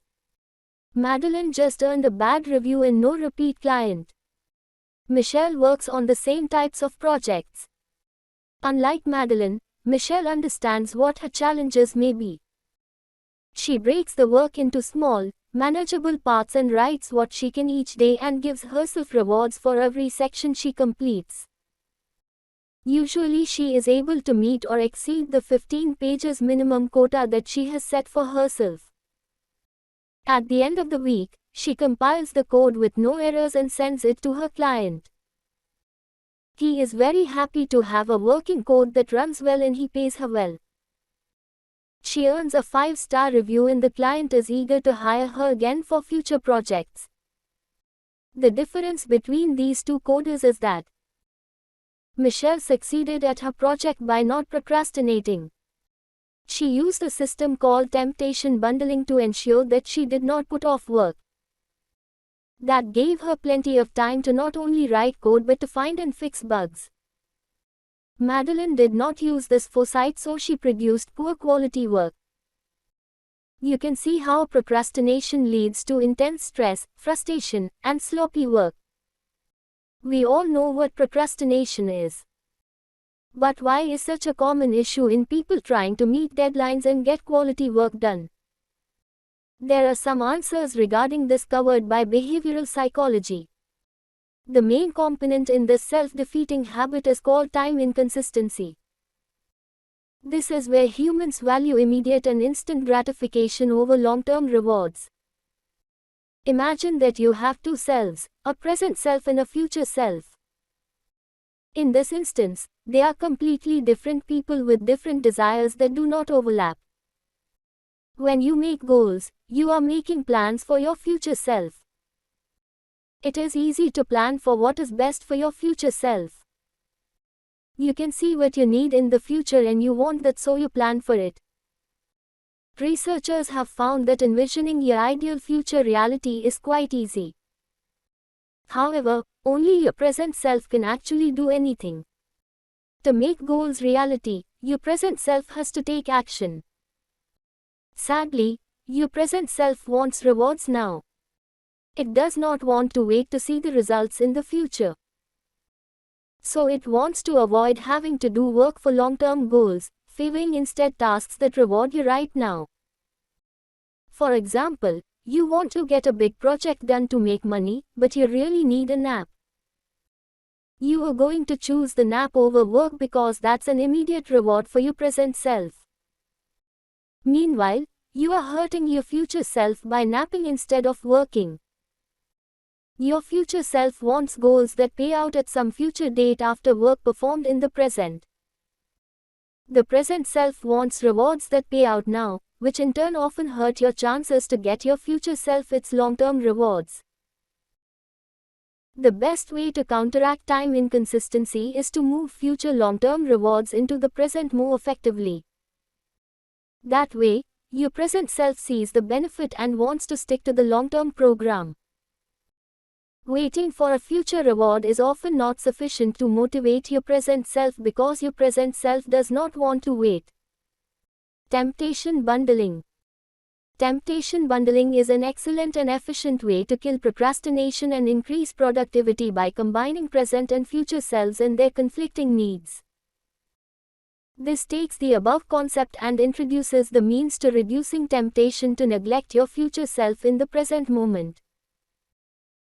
Conceived by behavioral Katie Milkman at the University of Pennsylvania, temptation bundling is a way to blend both future and present self needs by making future rewards more immediate. You give yourself instant gratification in the present while also achieving goals that benefit your future self in the long term. It's simpler than it sounds. Basically, you make a positive but difficult behavior or habit in the long term feel good at the present moment as well. Think eating Twinkies while working out while watching TV, or doing work while soaking your feet in a salt bath. These are examples of ways to make the long term feel good at the present moment. There is no need to suffer in the present to get something done for your future self. If you do suffer, then you will lose all motivation and procrastinate. So find ways to bundle your temptations with your long-term goals. In other words, pair your obligations with instantaneous rewards. Milkman found that up to 51% of her study participants were willing to exercise with temptation bundling. It is an effective means to correct procrastination habits. You should make a list with 2 columns, one side being your guilty pleasures or temptations and the other side being things you need to do for your future self. Then figure out creative ways to link the 2 conflicting columns in harmony. Suppose you like chocolate, surfing, soccer, and running. But work, homework, and piano lessons stand in your way. How might you combine things to make the unpleasurable more tolerable? Small, easy increments. Another way to mitigate procrastination is to start in small, easy increments. Really, you want to break tasks down into minuscule, microscopic components. This makes your first step seem incredibly easy, and taking that first step is the hardest part with procrastination. Think of procrastination as an enormous wall you must climb. If you collect enough small pebbles and rocks, you can eventually create a step for yourself high enough to simply walk over the wall. You can collect boulders the size of your torso, and you may get the same result, but it's a much tougher road. Just make sure your barriers to starting are extremely low. For example, you can even complete 95% of a task and leave the remaining 5% as a starter task for later, so you can get back in the swing of things easily. Doing this breaks inertia and enables you to gain forward momentum. You gain momentum by working and creating work that you can build off of later as you tackle the harder parts of the project. Small and easy increments involve 2 key parts. The first part is to break your tasks into smaller, more manageable steps. Don't view your task as one huge boulder that you have to get done all at once. Rather, view it as a series of steps to take from point A to point B. Your mind will thank you for this as things suddenly seem easier and more doable. An example of this is to view the writing project you have ahead of you as a series of paragraphs only 100 words long. Maybe you have to write 100 pages, but don't look at it that way. Look at it as taking baby steps with short paragraphs. After you complete so many paragraphs, you have written your 100 pages. Small tasks build up rapidly, especially when you are not procrastinating. So create tiny, mentally palatable steps that you can take to build something monumental and reach your ultimate goal. A book is composed of words, after all. The second part is to start with the easiest tasks first. This may seem counterintuitive. Why would you leave all the hard stuff for later? Remember that procrastination is about making the first step as easy as possible. You are encouraging yourself and proving to your mind that this task is more than possible with each easy task that you tick off your to-do list. By the time you reach the harder tasks, they will seem more attainable and surmountable to your mind since your mind has already done a lot of work. Inertia is the force that builds as you are at rest. On the other hand, momentum is the drive to keep moving forward until you get everything done. Your task here is to break inertia and gain momentum. Small and easy increments accomplish that because nothing else will get you moving more quickly. Back to the writing example. Consider how you can do the easy parts, such as the outline and the research notes. Write the parts that take the least effort first. Get the bulk of it done, the easy and simple things that are not hard but that take up a lot of time. Leave the hardest 5% of the writing for last for when you have momentum. You will not feel so frustrated and overwhelmed, and thus you will not consider this writing task a huge sacrifice that taxes your present self. You will accomplish it and not suffer, which offers some pleasure to your present self. Consider risks. A final tactic is to consider what may go wrong. Being hypervigilant about what may go wrong is a tactic employed by highly successful and productive people like Bill Gates. Jim Collins explores this tactic in his book Great by Choice. Referring to this as productive paranoia, He discusses how people like Bill Gates were constantly paranoid about what may go wrong. By always planning for the worst and trying to avoid the worst, these people actually ended up working extremely hard. They were always focused on their projects just to avoid the worst possible scenarios. As a result, fear motivated them and kept them from procrastination. Be paranoid and start to question what could go wrong. Think about making contingency plans and working to avoid certain challenges or problems.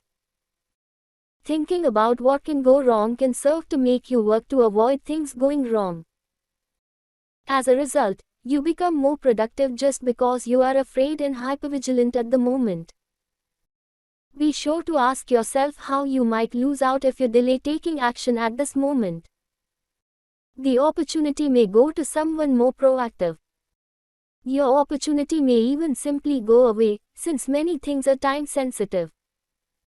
Consider how disastrous it could be to your success. The fear of losing out will motivate you. Sure, fear is not a pleasant motivator. But if it works, why not use it? Knowing that you are in danger of some kind kicks you into overdrive.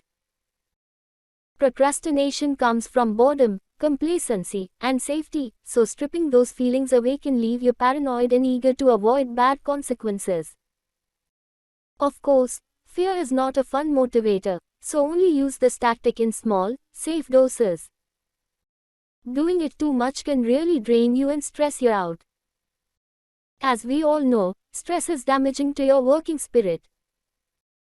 Avoid stress and only use this tactic when you begin to feel an intense temptation to procrastinate. Our opening example of Madeline could have used fear to help her detect possible mistakes and thus to motivate herself to write her code each day. Using fear, she would have planned to leave plenty of wiggle room in her schedule so that she could properly compile the code and ensure that there were no errors in her code writing. She would have anticipated possible errors and would have worked each day in order to give herself time to catch and fix these errors. Takeaways. Tackling procrastination is similar to pushing Sisyphus' stone.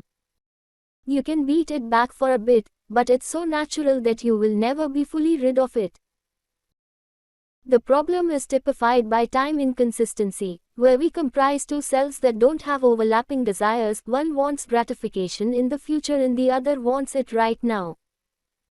Temptation bundling is an effective method to battle procrastination. It consists of combining your unpleasurable tasks with something pleasurable. This mainly works because you are battling time inconsistency and giving both selves what they want simultaneously. Start easy and small. Procrastination thrives off inertia. Therefore, you need to make the path to motion and action as easy as possible. Then eventually you can gain momentum, the opposite of inertia. Sometimes beating procrastination just requires a kick in the pants. Fear and productive paranoia can do that to you. If you are so fearful of the negative repercussions you will face, then you will certainly be spurred into action. But this is not a method to use very frequently. Chapter 6. No Distraction Zone. This is a chapter that promises to kick your butt. It's full of powerful techniques to ensure that you jump into action. Without further ado, let's jump into it. Minimizing distractions. We often think that distractions can be our friends when it comes to self-discipline. If willpower is finite, then we reason that it's better to take a break, refresh, and distract ourselves from urges and temptations. Baba Shiv, a professor of marketing at the Stanford Graduate School of Business, conducted a study that illustrates how distractions affect us. Shiv distracted one group of participants by asking them to remember a phone number and then asked all the study participants to choose either chocolate cake or fruit. Those who were trying to remember phone numbers chose the cake 50% more often than those who weren't. The conclusion here is that focus is an essential part of being disciplined. If you're constantly distracted, you succumb to temptations without even giving yourself a chance to exercise your willpower. It just doesn't occur to you, and you choose the path of least resistance despite your best intentions. Distractions sneakily eat away at our self-discipline. Self-discipline. This process can go on in the background so that we don't even realize that our discipline is lapsing until it's too late and all of our past efforts have been wasted. The design of checkout lanes in supermarkets is a prime example of capitalizing on distracted minds and depleted willpower. You can make healthy decisions every step of the way through the grocery store, but you can't escape without one final distraction of candy, chocolate, and snacks at the register. This is frequently the most difficult time to be disciplined because you're so close to exiting and thinking ahead and the items are cheap and available to purchase instantly. What should you do with this knowledge? If you work in a cluttered environment, clean it up. A clean desk can help create a clear mind, and a clear mind is much more able to remain disciplined. A Cornell University study provides some compelling evidence supporting the concept of out of sight, out of mind as a means of improving discipline, and it applies to far more beyond your desk. The study participants were given a jar full of Hershey's Kisses that was either clear or opaque and either placed on their desk or 6 feet away. On average, the participants ate 7.7 kisses per day from the clear jars on their desks as opposed to 4.6 per day from opaque jars in the same location. When the jars were placed 6 feet away, the participants ate 5.6 kisses per day from the clear jars and 3.1 per day from the opaque jars. Surprisingly, the study subjects consistently reported feeling that they had eaten more kisses when the jars were placed 6 feet away, even though the opposite was true. That discrepancy is a crucial piece of information because it provides a simple guideline for improving discipline. That is, you can use laziness to your advantage by clearing your workplace of distractions. You may not completely forget about those distractions, but the more effort it takes for you to give in to a temptation, the less likely you are to do so. Furthermore, it eliminates some of the most counterproductive discipline lapses, the mindless ones that we don't even realize we are doing. It's so much easier to reach your hand into a cookie jar without thinking about it if that jar is easily accessible and visible. Those are the types of scenarios that you want to avoid when designing an environment for discipline. If you place the cookie jar in a distant cabinet, you don't eliminate the temptation altogether, but you make it so that giving in to the temptation requires a lot of effort. That makes a big difference. Ultimately, you want to create an environment for yourself that is clear of distractions and obvious temptations. You can make discipline drastically easier just by eliminating the mindless and effortless lapses in discipline that are made possible by an environment that hasn't been optimized. This applies to your desk, your workspace, your office, what you can see from your desk, and even your computer desktop. Keep them clear of distractions as much as possible and you simply forget about them. In your lapses of discipline or boredom, you'll have no other option than to keep working. Default to positive actions and behaviors. Optimizing your environment for self-discipline really comes down to understanding how automatic most of your decision-making is. To illustrate that point, consider the findings of a study conducted in 11 European countries on organ donors. The data showed that countries that automatically have citizens opted into being organ donors requiring action to opt out had rates at or above 95% participation. When the default choice was not to be an organ donor, however, the highest rate found in any of the 11 countries was a mere 27% participation. Ultimately, people just went with the option that required the least effort. It said nothing about their actual intention or desire to be an organ donor. This same concept of defaulting to the more desirable choice can be applied to your own self-discipline. We are lazy and will happily accept whatever is in front of our faces. You can make it easy for yourself to choose whichever options most benefit you while also making it as difficult as possible to make harmful decisions. A default option is one that the decision maker chooses if he or she does nothing or the minimal amount of effort.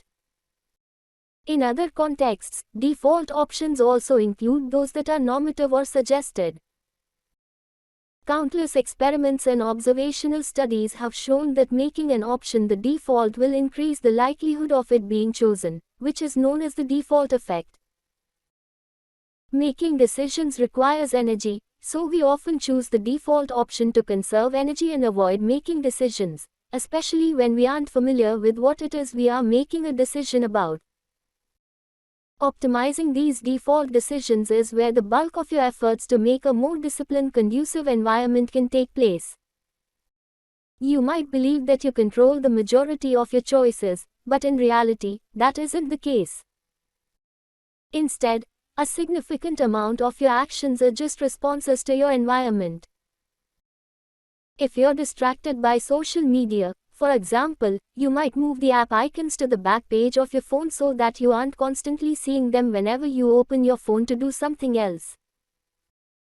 Better yet, you can log out of the apps after each use or delete them from your phone altogether so that you'll only use them when you really want to instead of letting them be distractions.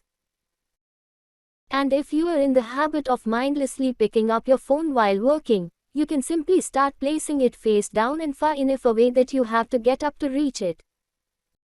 If you want to practice violin more, put it on your desk with your music notes open. If you want to floss your teeth more, keep floss in your backpack, in your bathroom, on your nightstand, and on your sofa. There is a seemingly endless number of examples of how you can utilize the default effect to become more disciplined with very little use of willpower itself. Another one is that leaving potato chips and cookies out on the kitchen counter will make it your default choice to eat those things whenever you walk to the kitchen feeling even the slightest bit hungry. Hiding those or not buying them at all, and replacing those unhealthy snacks with fruit will instantly increase the probability that you eat fruit and that you avoid the unhealthy snacks. Want to exercise more? Put a pull-up bar in your bathroom doorway. If you keep sugary sodas and juices in your refrigerator, you are making it your default choice to drink them whenever you are thirsty and open the fridge. But if you don't have those options, you increase the likelihood that you'll drink water or make tea. Want to take more vitamins? Put them right next to your toothbrush for easier access. If you sit in an office all day and have back problems, then you might benefit from standing up and walking frequently throughout the day. You can make this your default option by drinking water constantly so that you are forced to get up to go to the bathroom. Or perhaps you could schedule alarms on your phone and place it somewhere out of reach so that you have to stand up to turn off the alarm whenever it goes off. The whole point of this is that you can save your willpower and your energy by making positive changes to your environment. The two biggest facets of environmental change are reducing clutter and distractions and optimizing choices based on the default effect. If you reduce distractions from your environment, you'll clear your mind, which in turn increases focus, efficiency, and productivity. Furthermore, you can use your dopamine reward system to your advantage by reinforcing your own good habits while also cutting back on mindless pursuits of small pleasures. Finally, you can make it so the path with the least effort leads to the choices you desire and benefit from. These all make it so you can sidestep actually using discipline and to save it for your bigger daily challenges. After all, why exercise willpower when you don't need to if you can plan around it? Attention residue. Sometimes focusing on work can be difficult, and you find yourself wondering just why it's so hard to stay on track and ignore shiny objects. Luckily, there is an explanation for this. In 2009, Sophie Leroy published a paper that was aptly titled, "Why is it so hard to do my work?" In it, she explained an effect that she called attention residue. Leroy noted that other researchers had studied the effect of multitasking on performance, but that in the modern work environment, once you reached a high enough level, it was more common to find people working on multiple projects sequentially. Going from one meeting to the next, starting to work on one project and soon after having to transition to another is just part of life in organizations, Leroy explains. This is essentially the modern version of multitasking, working on projects in short bursts and switching between them, not necessarily doing them all at once. People may not actually be working on multiple tasks at the same time, but it's nearly as bad to keep switching between them in relatively quick succession. For all intents and purposes, this is multitasking. The problem identified by this research is that you cannot switch seamlessly between tasks without a delay of sorts. When you switch from task A to task B, your attention doesn't immediately follow, a residue of your attention remains stuck thinking about the original task. This becomes worse and the residue becomes especially thick if your work on task A was unbounded and of low intensity before you switched, but even if you finish task A before moving on, your attention remains divided for a while. Leroy's tests forced people to switch between different tasks in a laboratory setting. In one of these experiments, she started the subjects working on a set of word puzzles. In one of the trials, she would interrupt their work and force them to move on to a new and challenging task, for example, reading resumes and making hypothetical hiring decisions.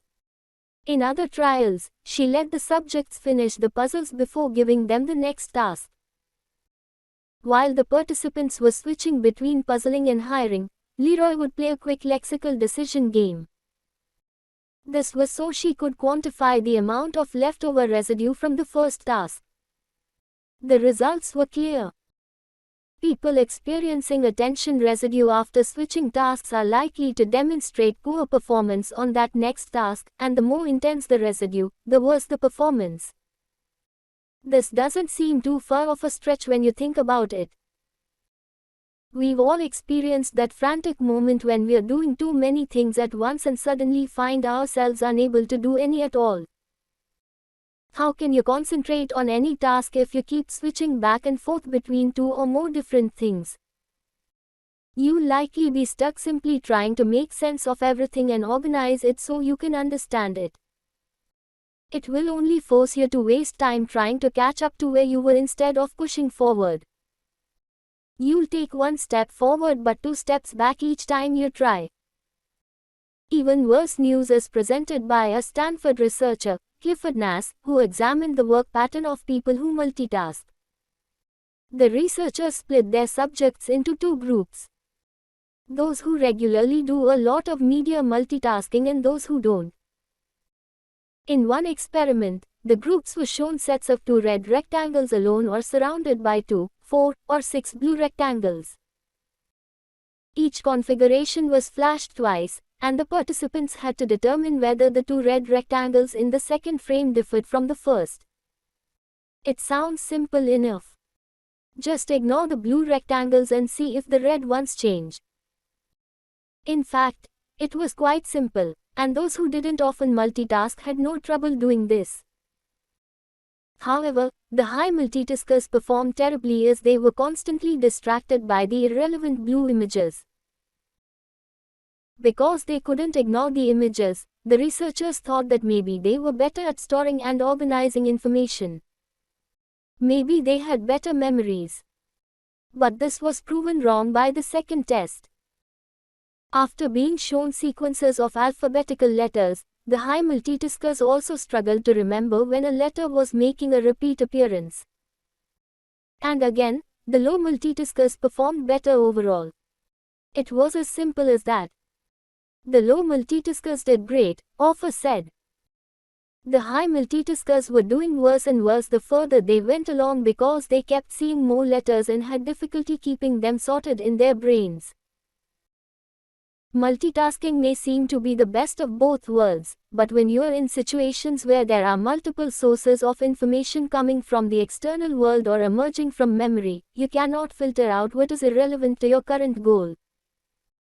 This failure to filter means that you are slowed down by irrelevant information and will struggle to complete a task without distractions. It is much easier to focus on one thing at once, without letting distractions interfere, than to try doing several things at a time and overload your brain with too much information. From both of these experiments, it's clear that multitasking isn't really good for anything, and all attempts to do it don't really lead anywhere. By multitasking, you are neither able to adequately focus on each new task nor able to ignore any distractions that are hindering your work. There might be certain ways you can multitask 1% more effectively, but the overall lesson is just to avoid it whenever possible. Single tasking. What does this mean? To set everything else aside and not check, monitor, email, or even touch anything other than the current task you are working on. It requires singular focus and the purposeful and intentional tuning out of everything else. Switch off your notifications and ditch your phone. If you must be on your computer, keep only one browser tab or program open at a time. A lot of single tasking is about consciously avoiding distractions that seem small and harmless. The biggest culprits: your electronic devices. Ignore them when possible. Keep a spotless workspace so your eye doesn't catch something that needs cleaning or adjusting. Ideally, single tasking reduces your environment to a blank room because you shouldn't pay attention to any of it. Attempt to pay attention to when you are being interrupted or subtly switching between tasks. This is hard to catch at first and will require you to make conscious decisions against your instincts. Something that will be very hard to resist is to tell yourself that you must act on something immediately and interrupt your task. This is rarely the truth. To combat this urge, set aside a post-it to take notes for ideas that will inevitably spring to mind regarding other tasks. Just jot them down quickly and return to your primary goal. You can address them after your single tasking period is over, and you won't have forgotten anything. It will keep your mind focused on one single task while setting you up for future success. Batching. Henry Ford, founder of Ford Motor Company, got a lot of things right about cars. He had a few competitors back in the day, but a primary reason those names are essentially lost in time is because he was also the creator of the factory assembly line. On a factory assembly line, workers focus on one task at a time. This streamlines a process and makes it far more efficient than having a single worker see a project through from start to finish, switching between multiple tasks.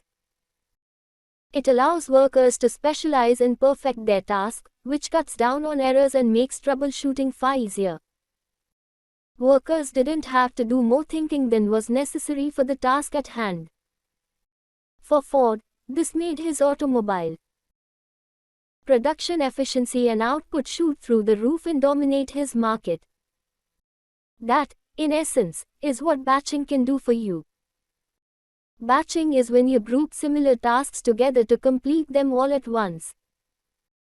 Ford's assembly line was essentially 100% batching because his workers only performed one task incredibly efficiently.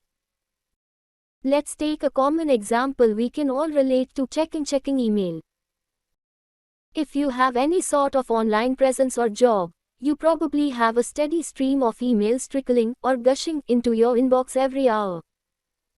Constantly checking your email is an extremely inefficient use of time. It interrupts other tasks and scatters your focus whenever you receive a new email. Many of us drop what we are doing to take care of something from an email. Then we have to start the original task over again because our flow and momentum has been interrupted. Batching emails will considerably improve your productivity.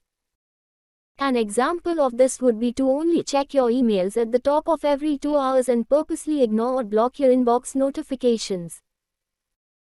At first it might be difficult, but limiting how often you check email in this way allows you to focus on your tasks without constantly being distracted and having to reacclimatize yourself.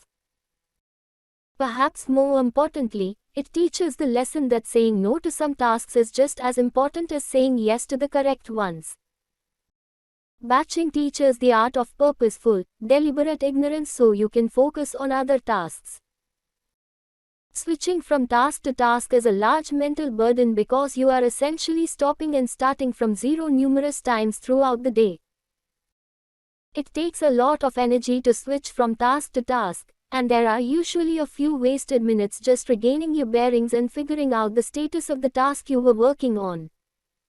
Of course, these kinds of interruptions only lead to achieving just a portion of what you can and want to. In the example of checking email, batching allows you to stay in a mindset of reading and composing email with all its associated skills, tasks, and reminders. Email is a distinctly different mindset and way of thinking than designing a new graphic for an advertising campaign. Staying in the same mindset pays huge dividends. Batching allows you to save your mental energy for the tasks themselves and not waste your energy on the process of switching back and forth between them. What else can you batch? You can schedule all your meetings in one afternoon so you will have a free, uninterrupted morning to work. You can plan to do everything that requires computer access in the morning and even batch parts of tasks such as the parts that require you to make phone calls. You can also batch your distractions. This isn't to distract and amuse yourself more efficiently. It's to make sure that you are conserving your energy and allowing your focused time to be exactly that, focused. How can you batch distractions? For example, if you're burned out on a particular task, you might want to take a little social media break. By all means, take it. However, allot just a bit more time to check all of your accounts. ESPN, Refinery29, and whatever other distractions you occupy yourself with.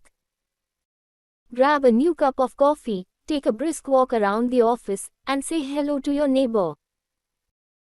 Get it all out of your system so that when you're back to work, you can have a solid and fixed block of time in which to focus. After all, if there is nothing new on your Facebook page, you will probably feel less compelled to check it. Once you knock yourself out doing all these distracting activities within the allotted time, you can switch to productive work for the rest of your hour. The more you divide your attention among different activities, the less productive you'll be. However, if you begin doing something similar to the previous activity, you'll find it's much easier to get going because your mind is already geared toward doing a certain kind of task. Do all the similar tasks together, one after the other, and then move on to the next batch of similar or related activities. Effective batching can skyrocket your productivity no matter the context. Don't do list. Everyone knows the value of the to-do list. No doubt you've stumbled across tips elsewhere about using a to-do list to increase productivity. But everyone inherently kind of knows what they should be doing and when they need to do it by. The act of writing it down just helps remind them, and it makes people more likely to take care of their obligations.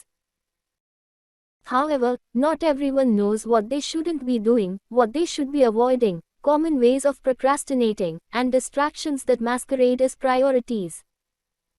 Along with your to-do list, it's equally important to make a don't-do list. Each day, we are faced with choosing tasks that will create the biggest impact for us, and there are many hidden obstacles. Again, we all know the obvious evils to avoid when trying to upgrade productivity. Social media, goofing around on the internet, watching The Bachelorette while trying to work, and learning to play the flute while reading. It can be difficult to distinguish between real tasks and useless tasks, and it will require some hard thought on your part. You need to fill your don't-do list with tasks that will sneakily steal your time and undermine your goals. These are tasks that are insignificant or a poor use of your time, tasks that don't help your bottom line, and tasks that have a serious case of diminishing returns the more you work on them. If you continuously devote and waste your time on these tasks, your real priorities and goals will be left untouched. Here's what you should put on your don't-do list. First, include tasks that are priorities but which you can't do anything about at present because of external circumstances. These are tasks that are important in one or many ways but are waiting for feedback from others or for underlying tasks to be completed first. Put these on your don't do list because there is literally nothing you can do about them. Don't spend your mental energy thinking about them. They'll still be there when you hear back from those other people. Just note that you are waiting to hear back from someone else and note the date on which you need to follow up if you haven't heard back. Then push these out of your mind because they're on someone else's to-do list, not yours. You can also temporarily push things off your plate by clarifying and asking questions of other people. This puts the ball in their court to act, and you can take that time to catch up on other matters. Second, include tasks that don't add value as far as your projects are concerned. There are many small items that don't add to your bottom line, and often these are trivial things, busy work. Can you delegate these, assign them to someone else, or even outsource them? Do they really require your time? In other words, are they worth your time? And will anyone but you notice the difference if you delegate the task to someone else? By taking on the task yourself, are you getting stuck in the weeds of perfectionism? You should spend your time on big tasks that move entire projects forward and not myopic, trivial tasks. Often these are useless tasks disguised as important ones, such as selecting the paint color for the bike shed in the parking lot of the nuclear power plant you are building. Third, include tasks that are current and ongoing but will not benefit from additional work or attention paid to them. These tasks suffer from diminishing returns. These tasks are just a waste of energy because while they can still stand to improve, and is there anything that can't, the amount of likely improvement will either not make a difference in the overall outcome or success or will take a disproportionate amount of time and effort without making a significant dent. For all intents and purposes, these tasks should be considered done. Don't waste your time on them, and don't fall into the trap of considering them a priority. Once you finish everything else on your plate, you can then evaluate how much time you want to devote to polishing something. If the task is at 90% of the quality you need it to be, it's time to look around at what else needs your attention to bring it from 0% to 90%. In other words, it's far more helpful to have 3 tasks completed at 80% quality versus 1 task at 100% quality. When you consciously avoid the items on your don't do list, you keep yourself focused and streamlined. You don't waste energy or time, and your daily output will increase dramatically. Why read a menu with food items that are unavailable? It's pointless and wastes your mental bandwidth. By preventing your energy level from being dissipated by those things that suck up your time and attention, a don't do list enables you to focus on what matters. This can have a very dramatic and positive impact on your daily routine. The fewer things that tug on your mind, the better. The kind of stress and anxiety they create only hampers or kills productivity. A don't-do list will free your mind from the burden of having too many things in the air because it eliminates most of those things. You can focus on the balls that are still in flight and steadily knock each one out. The 40 to 70 rule. Many of us are reluctant to take actions outside the comfort zone unless we have all the pertinent information we need. But can you actually have too much information to start something new? Former U.S. Secretary of State Colin Powell has a rule of thumb about making decisions and coming to a point of action.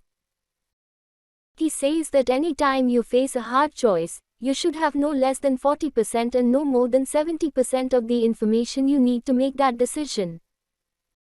In that range, you have enough information to make an informed choice but not so much intelligence that you lose your resolve and simply stay abreast of the situation.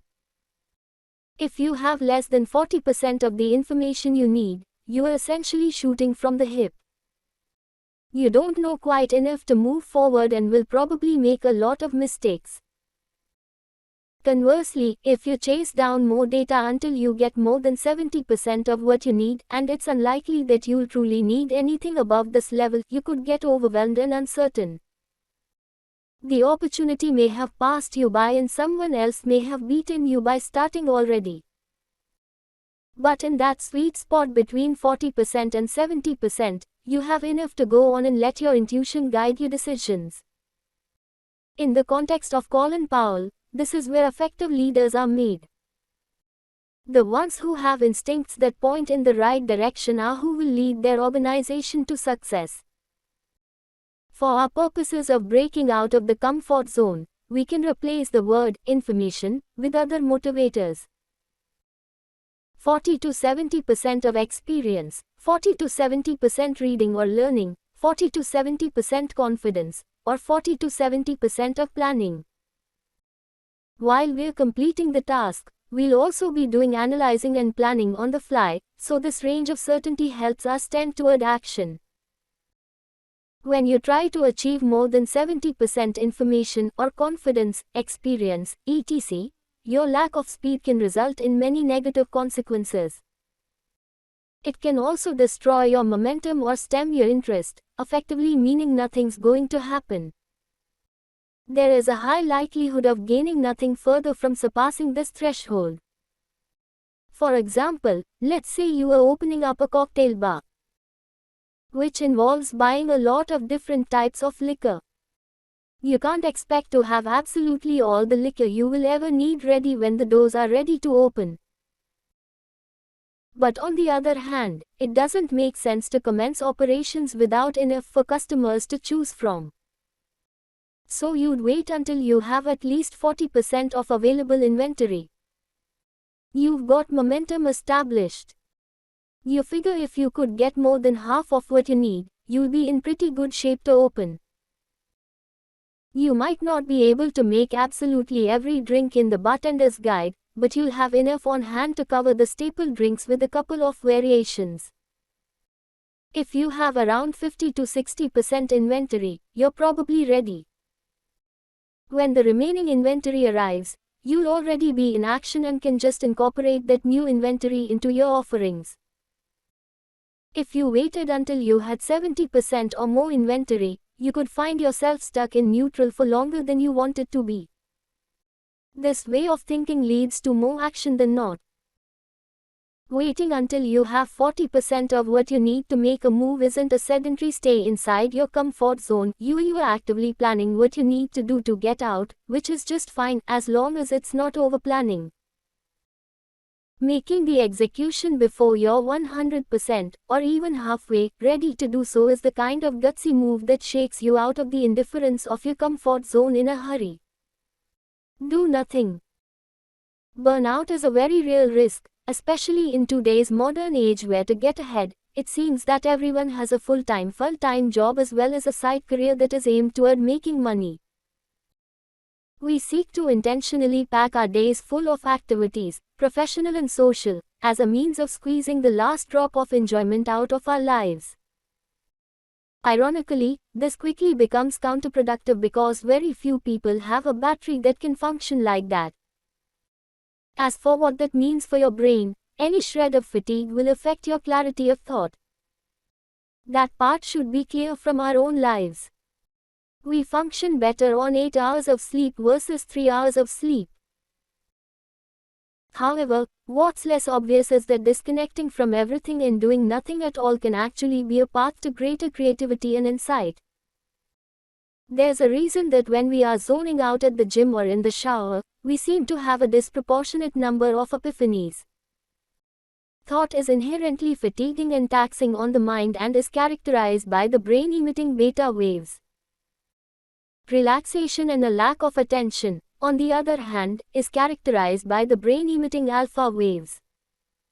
What are alpha waves also associated with?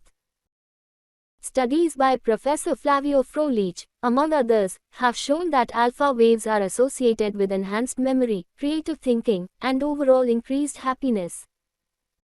Maybe that's the reason meditation and practicing mindfulness is being pushed so hard these days. They intentionally slow you down and put you into a state of releasing alpha waves, which trigger increased happiness and life satisfaction. Most of the world's top performers, such as Source, always mention meditation as a vital part of their daily routine. This is likely why. The ability to tune things out allows them to function at their peak when it matters, like a battery recharge in the middle of the day. For the high achievers out there, it's not necessarily a matter of taking a break just to generate some alpha waves. Don't think of it as rest. Think of it as recovering so you can get ready when you need to really think creatively. We instinctively know to sleep, stretch, and warm up our bodies if we have an athletic competition, but we disregard doing the same for our minds. When you relax more and do nothing at all, you enter a state of allowing your mind to wander, and you also come back recharged and refreshed. Allow yourself to daydream, because when was the last time your daydreams were boring and routine versus creative and outlandish? If you need a break, resist the urge to pick up your phone and scroll through your social media. Just staring into blank space might be a better use of your time. Takeaways. Minimize your distractions in your environment. It turns out that out of sight is out of mind with distractions, so don't keep anything stimulating near your workstation, otherwise your willpower will slowly deplete itself. Create default actions wherever possible. This is where the easiest and lowest resistance path for you is the path you want the most. This is also done through curating and designing your environment for productivity. Single tasking is an important concept because it definitively proves the flaws of multitasking. When you switch from task to task, you create attention residue. This means it takes a while for you to adjust to each new task, even if you were already familiar with it. You can eliminate this by single tasking, and also by batching, which is when you do all similar types of tasks together to capitalize on your mental efficiency. The don't-do list can be just as powerful as a to-do list because we are rarely told what to ignore. As a result, these distractions or sneaky time suckers can invade our space without us even knowing we are being duped. Include tasks you can't move forward on, make progress on, or help. The 40-70 rule is when you beat an action through the amount of information you seek. If you have less than 40%, don't act. But if you have 70%, you must act. You'll never have 100%, and chances are, 70% is more than sufficient, the rest you learn along the way, anyway. Finally, you might want to do nothing from time to time. This is rest and relaxation, but you should think of it as mental recovery. What does an athlete do between races or matches? You got it, they recover so they are primed to work again when necessary. Chapter 7. Deadly Pitfalls. In the science of following through, there are a massive number of mistakes that you could make that could cost you your progress. Take Michael. Michael is only human. Thus, he made some mistakes with follow-through when he first started his at-home freelance consulting firm. He believed that starting his business would change his life overnight. He imagined getting tons of money for minimal work, having plenty of time to play with his newborn daughter, and even having time to hit the gym and get pumped like Arnold. He imagined that having no boss would free up a lot of his time. Weeks went by and he did none of those things. In fact, his expectations felt so extreme that they were intimidating and discouraging. This is called false hope syndrome. Michael thought he would accomplish a lot more than was humanly possible. His other mistake was not getting to know himself or how he worked best. He tried to impose an unrealistic schedule on himself that just did not fit his natural circadian rhythm and work preferences. False hope syndrome occurs when you think that you can do everything on your to-do list and reach your dreams in a short amount of time. You promise yourself, or a client, the moon. Then you are sorely disappointed when you cannot deliver, and those big expectations have actually caused a negative effect on your working spirit. they'll cause you to shrink back and be more fearful of the failure you just experienced, and you may end up in a worse state than you were to begin with. Michael was extremely disappointed by the lack of huge life changes he saw when he started his business. His life did not change magically overnight. He did not have the energy for all of these changes he was planning to make. Plus, he hated working because he was following the wrong schedule. He began to fall behind on work and procrastinate to avoid the tasks he hated. He tried to work in the morning while drinking 3 cups of coffee and found he just could not function. After a while, Michael decided to take a good long look at what he was trying to do and how he was failing. He adjusted his schedule to fit his lifestyle better and stopped working so early in the morning after staying up late with his daughter, who had not yet achieved a normal sleep cycle. He found how to work on only a few goals at a time and make time for his goals when he could. Suddenly, Michael felt better and worked better. Life was just easier since he fell into a more comfortable and realistic groove. He was no longer so overwhelmed and disappointed, so he stopped despising work and stopped putting work off out of loathing and dread. Like Michael, we all make mistakes. But learning which mistakes to avoid gives you a step up on other people. You will not tax your self-discipline or willpower for follow-through if you avoid these common mistakes. False hope syndrome. False hope syndrome, what Michael had, is where you overestimate the changes you can make. You set unrealistic expectations for what you can do in the speed, number, and ease of the changes you plan to make to your life. When you can't accomplish everything on your list of desired changes, the disappointment at failing to reach your lofty goals can cause a powerful backlash that will cause you to give up hope. Even if you have extremely strong self-discipline and desire to change, you will still fail if your expectations are too high. Plan for proper expectations and figure out what you can actually hope for. Learn to let go of hopes that are not realistic and to set expectations that you can actually obtain or meet. One example of this might be thinking that you will magically be able to change your work habits, even though you have tried doing the same things in the past and have failed. You expect to get more done with distractions and multitasking, for example, even though that has never worked for you before.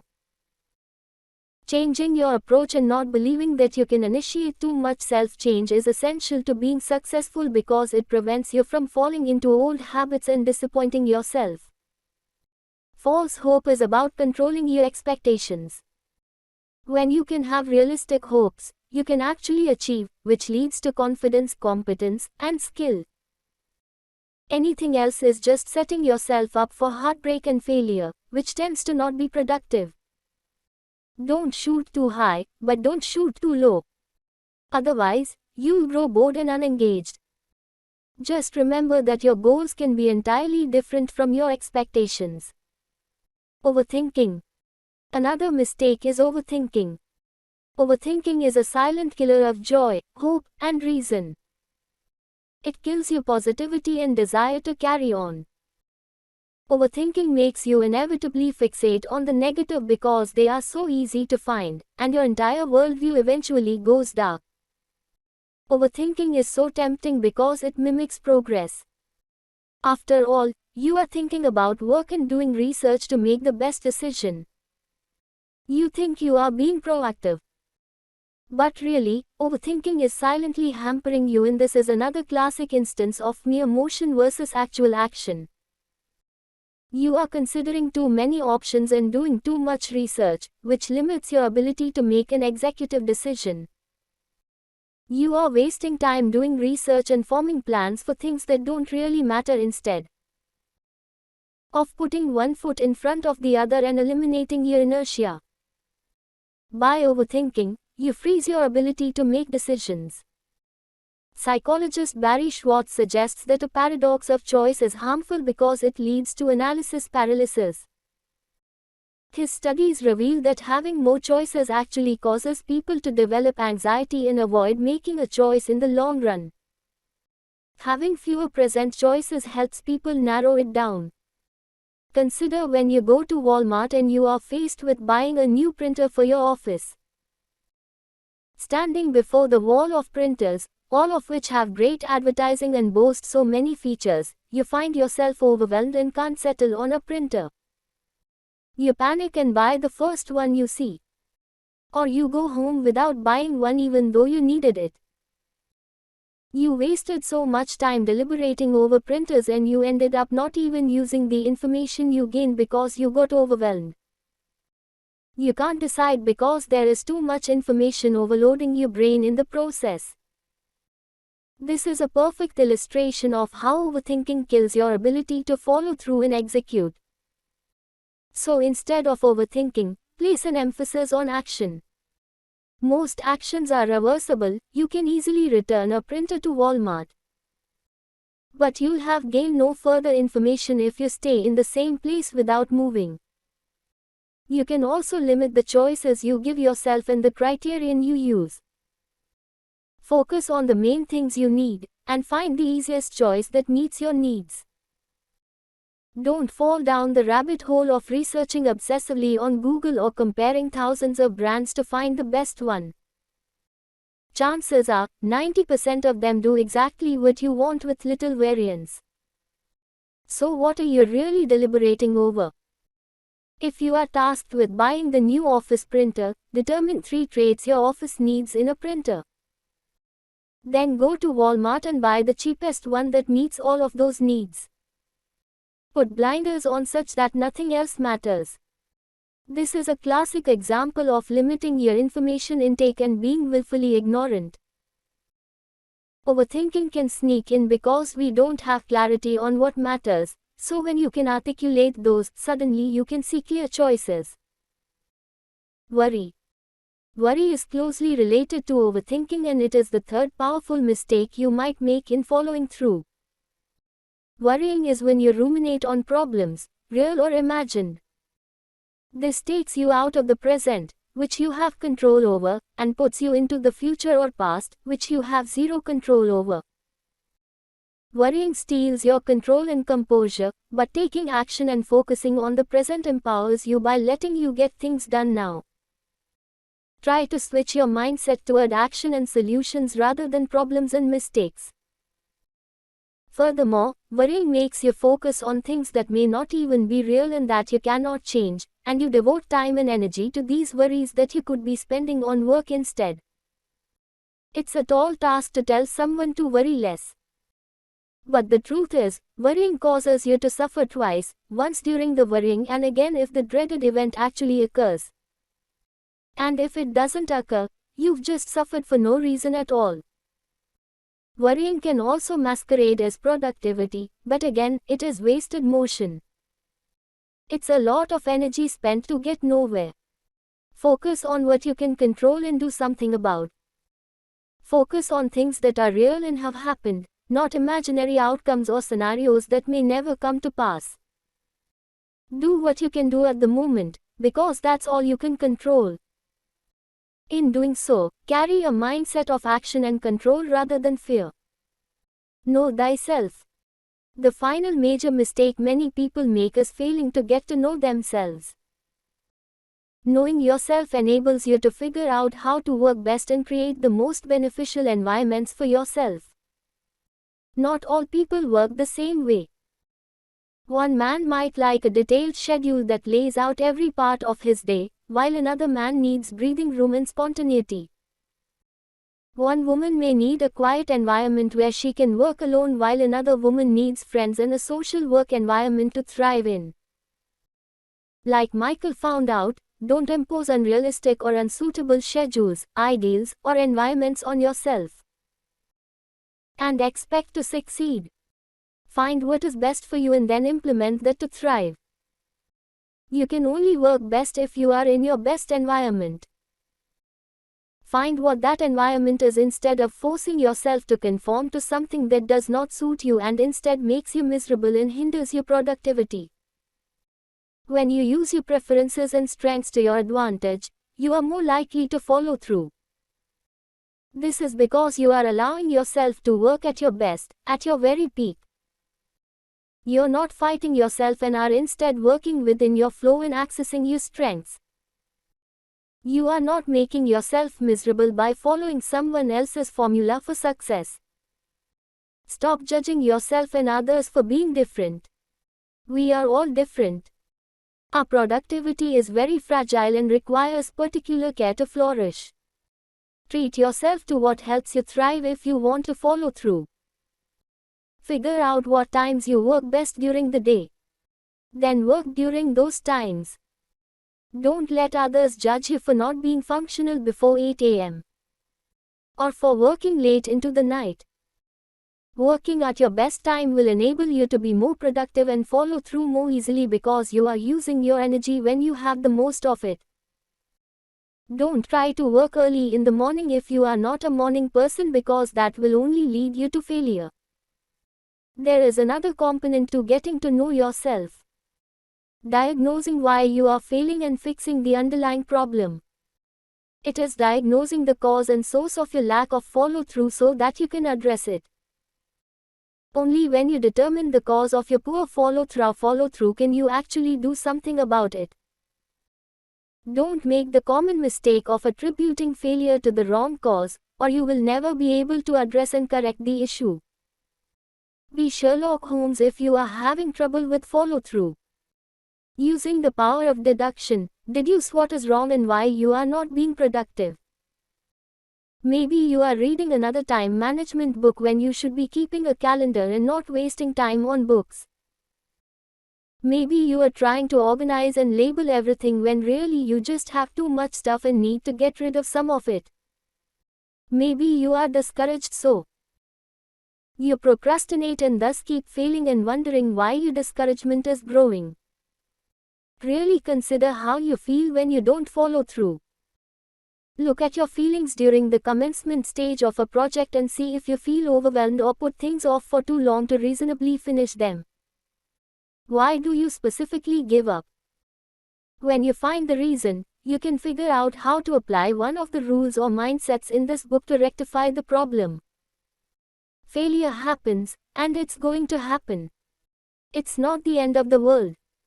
It's certainly not the end of productivity. But failure is useful only when we're aware of the cause. When we see the cause, we can see how to fix it and how to avoid repeated failure in the future. When we don't, we're doomed to repeat our mistakes until we do realize what's actually going on. Avoid wasted time by diagnosing your reasons for failure early on. Takeaways. Pitfalls to following through and finishing what you start. Too many to name. But a select few in this chapter are stronger and more dangerous than most. False hope syndrome is when you expect that you will be able to change or improve to an unrealistic degree.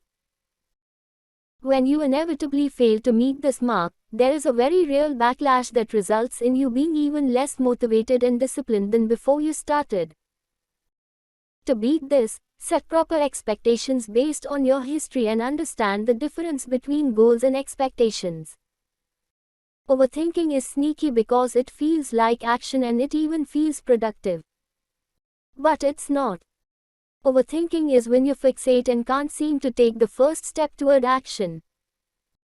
Zero in on the details that matter, deliberately ignore everything else, and you'll feel much more clarity. Worrying is when you fixate on something and inevitably start drawing out the negative scenarios and pitfalls. However, worrying is also when you fixate on things you can't control while ignoring what you can control, the present. The solution is to focus on what you can do right now and only right now. Do you know yourself? Well, what about in terms of productivity and how you work and produce the best? You can consider time of day, environment, setting, and so on. But you should consider that knowing yourself is also the ability to look at yourself and understand why you may have failed or come up short. It is the ability to self-diagnose and be self-aware. Chapter 8. Daily Systems for Success. Ned started his own software consulting firm. He was thrilled to be his own boss and did not anticipate that he would have any trouble managing clients, answering emails, generating leads, sending out invoices, performing his consulting work, and so on. At first, everything in Ned's business was great. He would wake up early, answer emails, and send out newsletters to generate leads. Then he would get to his normal job. When he had spare time, he would get back to emails. Late into the night, he would be working, trying to market himself while also working on his various projects. But as his business took off, suddenly his inbox was inundated. His list of projects grew longer and longer. Suddenly, he was completely overwhelmed. Putting in 12-hour days at the very least, he struggled to catch up with emails, follow up with clients, send out invoices in a timely manner, and meet deadlines. He felt as if he were drowning. Angry clients would harass him, demanding to know where their work was. Seeing his desk would have made Martha Stewart weep. Ned would spend up to 15 minutes looking for important papers or notes that he had made on projects. His home office was a jumbled mess. The room that he has so cheerfully painted and decorated was now a prison, where he spent almost all of his time. Ned himself looked even worse. He looked like a zombie and subsisted on coffee and fast food. His eyes developed deep bags under them. Then he realized that he was losing leads and losing money. Bad reviews began to pile up on his website and his freelancing profile. It looked as if his consulting firm was failing. What did Ned do wrong?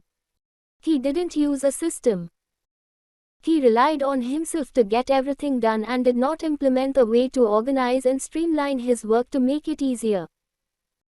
He took on too much at once, trying to accomplish tons of goals each day without using a system to make those goals easier. Willpower is great to a degree. You certainly need it in your life to push you to be the best that you can be. But relying on your willpower and self-discipline alone to be successful can fail you if you rely on it too heavily because you cannot push yourself past your maximum. Once you hit your maximum, your willpower and self-discipline cannot push you to move forward. Willpower and self-discipline are fickle and can crumble when you become overwhelmed. The story of Ned is a great glimpse into what happens when you try to always push yourself to do things that you need to do for success in life. Overcoming the sense of being overwhelmed and overworked is not easy. You have to create an organizational system to make your success consistent even when you are feeling glum and fatigued. Particularly in business, there will be days when the inertia is too heavy and you don't feel like performing the tasks on your to-do list. There will be tasks that you dread doing and thus can't summon the necessary willpower. And there will even be people who try to block your success, and you may not always have the strength to fight them off. That is where daily systems come into play. A system is a set of actions that you consistently perform every day in order to streamline your success and reach your goals. Unlike your self-discipline and willpower, a system organizes you and helps you perform your duties without having to push yourself. Willpower and self-discipline, on the other hand, only offer you strength to force yourself to do things. They do not give you a set way of doing things or a streamlined list of actions to complete. A system becomes routine so that you do not have to think about what you need to do, but instead you just do it. The key to a system is to work on progress and consistency in your life, as opposed to working on goals. For instance, let's go back to Ned and consider if he had used a time management system to split up tasks and make time for each task. He could have automated things so that he could have gotten all of his tasks done in a timelier manner, with less stress, disorganization, and confusion. Had Ned implemented a few simple daily systems into his approach to his business, he would have been more successful. Ned relied on his self-discipline too much. He just could not force himself to do so much work on his own. Working at maximum, he burned out and began to fail. For perspective, a goal is antithetical to a system because goals play a part in systems. Systems are simply ways to make sure you take the actions necessary to reach a goal. They are not limited to one thing at a time, as goals are. Instead, they apply to everything you must do in your endeavor.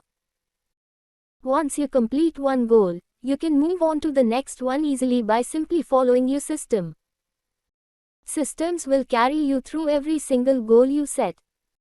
Systems also protect you from failure even if you do not reach a goal. Say your goal for the day is to complete 1000 words of writing for a grant proposal. You use a system to help you get some work done, but you do not reach the 1000 word mark. That is fully acceptable, because you still got some writing done. A system enables you to reach a better place, even if you do not meet your exact goal. From that better place, it is even easier to move forward and accomplish your ultimate goal later on. Every day is a chance to get closer and closer to your final goal when you have a good system in place. Ned focused on accomplishing a series of goals each day, such as generating new leads and finishing projects. He did not implement any sort of system that forced him to perform the necessary actions for his goals at a specific time each day. Had he implemented a system and structured his work, he would have been able to tackle his goals in a timely manner instead of working in chaos and exhausting himself. Then his business would have thrived as he earned new clients and pleased old ones simultaneously. Creating systems begins with having an overall goal in mind. Then you can build the scaffolding that will get you there. Keep a scoreboard. The first type of system is to keep a detailed scoreboard for yourself. The heart of the system is that you'll be far more motivated if you feel that you have the possibility to win something. You must see some type of gain to fuel interest in the project. Therefore, you want to keep score. People play at their best when they feel as if they are winning or losing, so be sure to demonstrate how you are progressing and winning. People play differently when they are keeping score. If you're not keeping score, you are just practicing. So start keeping score today to provide automatic motivation for yourself and others. Here are some things you can do to keep a scoreboard. First, track your progress. Every time you get something done, check it off of your list. Seeing your tasks checked off will give you a sense that you are actually getting something done. A big to-do list on a whiteboard mounted on the wall can help you. This is so motivating because people can visually see they are getting things done, and seeing what they complete makes them realize that the target goal is more and more possible. Another important element of this system is to celebrate small victories for you and those you are working with whenever you see a victory. The smaller the victory, the better, because it is a chance to motivate yourself and others. This also allows you to have an overall greater number of victories to feel good about and celebrate momentum with. Find every little small victory, be it scoring a new client or finding a way around an obstacle you face. Create friendly competition to boost this concept, even if you have to compete with your own past performance. Finally, always have an ultimate reward or incentive at the end of the project. When you meet the ultimate goal that you have set, reward yourself. Having some type of reward set up for when you hit your goal can give you something to look forward to, which pushes you forward even when you want to give up. Treat yourself to a spa day when you hit that mark, for example, or treat your team to a night out. This mentality is why bonuses work well to motivate workers in companies. An example of how to integrate this system into your work life is to create a list of things you wish to accomplish. When you check off an item on the list, have a small celebration, such as a pizza party for the whole team. Be sure to set incentives, such as bonuses or a day trip, at the end. For every sale, you want to mark it and celebrate it. View every day as a chance to rack up more points on your scoreboard. Time management. A time management system is essential to success for anyone. Knowing how to divvy up your time and how much time to give to each task will help you complete goals on time. Time management is essential because it really helps you get things done by your deadline, and it provides motivation to follow through on tasks. You can set realistic expectations once you know an approximate time frame for everything you do. To practice good time management, first set a routine for your work. A routine is a system that enables you to know what to do when. You know you need to start work at 9, for example. Take deadlines and other time commitments into account when setting up your routine. Be sure to set aside time for work, eating, sleep, appointments, and other commitments. In addition, don't neglect yourself or you will hit your maximum and become too stressed to handle work. So be sure to also tend to your health, sleep well, and eat right. Always assess your time needs on a project. Ask yourself, how much time will something take? To get a better idea of your time needs, you can time yourself on certain tasks to get an idea of how long things take you at your normal, comfortable pace. You should never feel hectic or stressed with a good time management system. So be sure to time yourself doing things at a pace that does not stress you out and give yourself some wiggle room for unforeseen issues that may cause you to need more time. Read over your daily tasks at the start of the day. When you get to work or even when you wake up, look over a planner and see what you have planned for the day. This helps you ensure that you meet goals in a timely manner. Be sure to account time for important appointments, as well as the amount of time you need to do things related to your business, such as answering emails, attending networking events, and having strategy meetings. Minimize distractions whenever you are working. Focus on one thing at a time.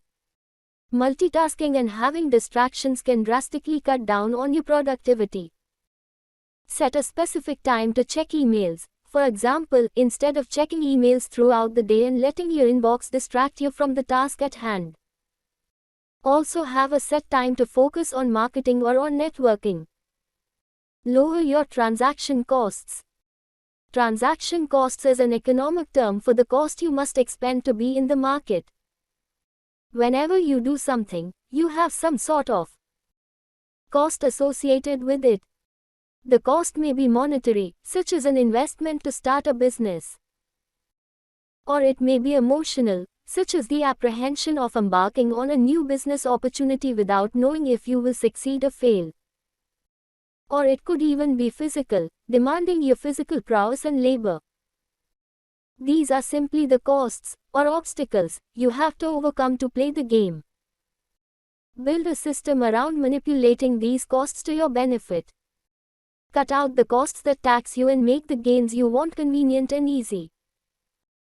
Make it harder on yourself to do unproductive things, such as procrastinating, by raising the costs that such habits will create for you. Meanwhile, lower the transaction costs on things you want to do more consistently. You want to encourage good habits, such as systematic work and time management, by making them easier for you so that they cost less. Meanwhile, flip the tables and make bad habits, like being disorganized, having poor time management, and procrastinating, too expensive to entertain. For example, by being more organized, you have less stress and spend less time looking for things you need in the office. So that makes it easier to practice this behavior. Find effortless means to organize your office without spending too much money and without taking too much time.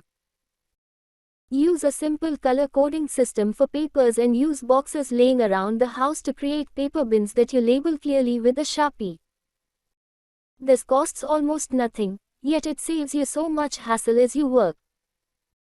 Notice how the behavior of being organized becomes easier with reduced costs and how that good habit makes reaching your goal easier. You just cut down on your costs by reducing the taxation of being disorganized. Plus, you expended almost no money or effort organizing your office. Make undesired behaviors cost too much. Train yourself to view bad behavior as something that is too expensive to engage in. For example, raise the costs of unproductive behavior by forcing yourself to climb 5 flights of stairs to smoke or eat chocolate or browse your phone. Let's look at how to generally manipulate transaction costs.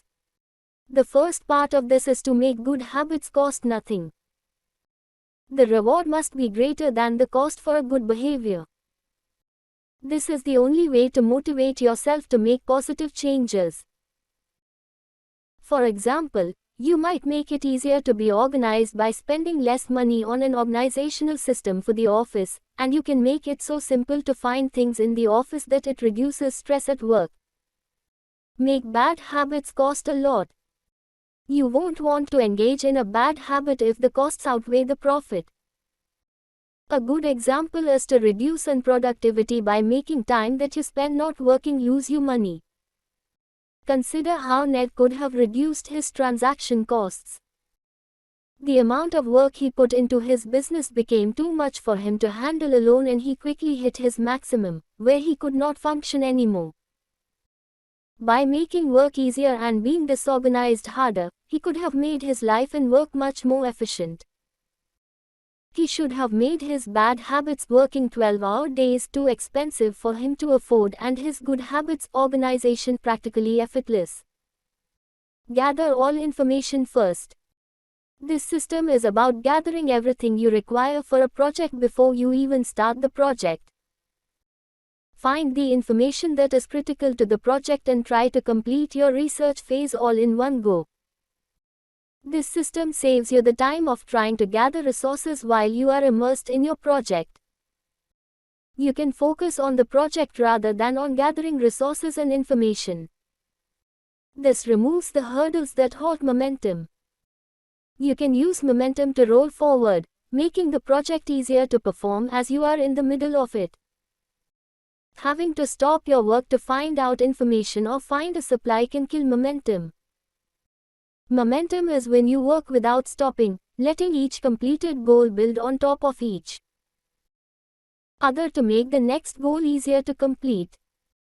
For example, before a big work project, you may need a team of people with certain skills or a single partner.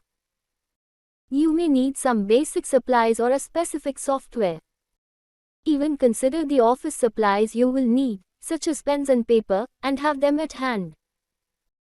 Gather all of the resources you need and have them ready before you even commence working.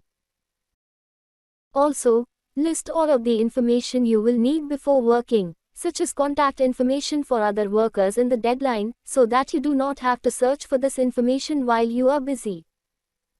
Think of it like carrying all the groceries out of your car in one trip.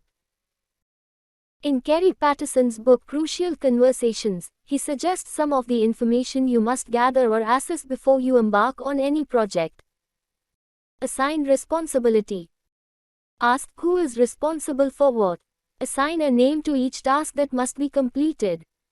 This is essential for creating clarity. You want to have a leader, a person in charge of budgeting, a person in charge of marketing, a person in charge of human resources, and so on. For every aspect of your project, find someone who can handle it. If you are handling everything by yourself because you are working solo, then delegate responsibility to yourself by splitting your tasks into different roles and then performing each of those roles separately at different times to ensure you complete them. Specify your desired outcome and expectations. Be very specific about what you want to accomplish and what you expect to do. Having a target outcome can guide you in success by making it clear to you what tasks you have to complete and how you need to work. Specify how much work you want to get done, how many units you want to sell, how much money you want to make, and when you want to meet your goals by. Go ahead and set clear goals that are both reachable and inspiring. For example, you may want to look at previous sales and say, okay, we sold 1,000 units last month. Let's hit 1,200 this month. Determine the deadline. You probably have a deadline set by your boss or client. If you don't, set one yourself. Nothing will motivate you like a specific date when you must have a project completed by. Deadlines can give you a clear guideline for how to structure your time and when to meet milestones.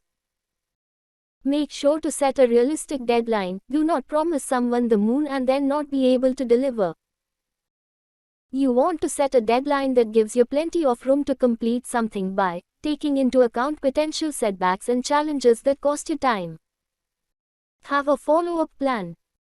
You don't want to think of your current goal as the finish line because life goes on after you reach the goal. What happens after the project? What do you do next? Have a plan for the steps to take once you complete a project and what goals to move on to. This can motivate you as you have more things to look forward to. Also consider following. Gather physical resources. You will need different things to get something done: money, people, software, office supplies, materials. Find out what you need and obtain all of it. Identify obstacles. Knowing the obstacles beforehand can help you determine how to mitigate them. People will have a ton of enthusiasm when they brainstorm ideas. They see only sunshine and are eager to press on. When unexpected obstacles arise, however, their enthusiasm runs out and inertia sets in. If everyone involved knows what to expect and thinks of these obstacles as hurdles to overcome as a team, then morale will not be so heavily impacted. If you see no obstacles in your path, you need to brainstorm more to account for potential pitfalls. Back to our example of poor Ned. Imagine how much easier things would have been for him if he had organized his resources and gathered information first. First, he should have organized his office, putting notes where it would be easy to find them when he needed them.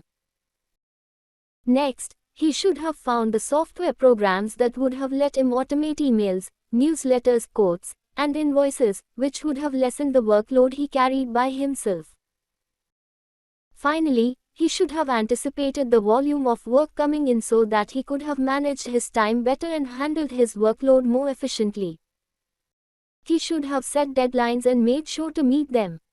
He could have considered hiring someone else to take on some of his responsibility had he estimated how much work he was going to gain.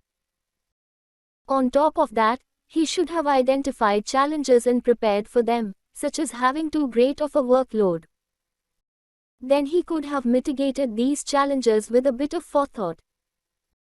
Gathering all of these resources beforehand could have saved Ned so much work after he launched his business. Daily systems streamline work and cut down on the amount of willpower you require to plug on in life. They make actions systematic and therefore they encourage progress. You can avoid failure in your life by using systems to implement efficiency and forward progress. Don't be a Ned. Use daily systems to propel yourself into success. Takeaways. Systems are sets of daily behaviors. It doesn't have to be more complex than that.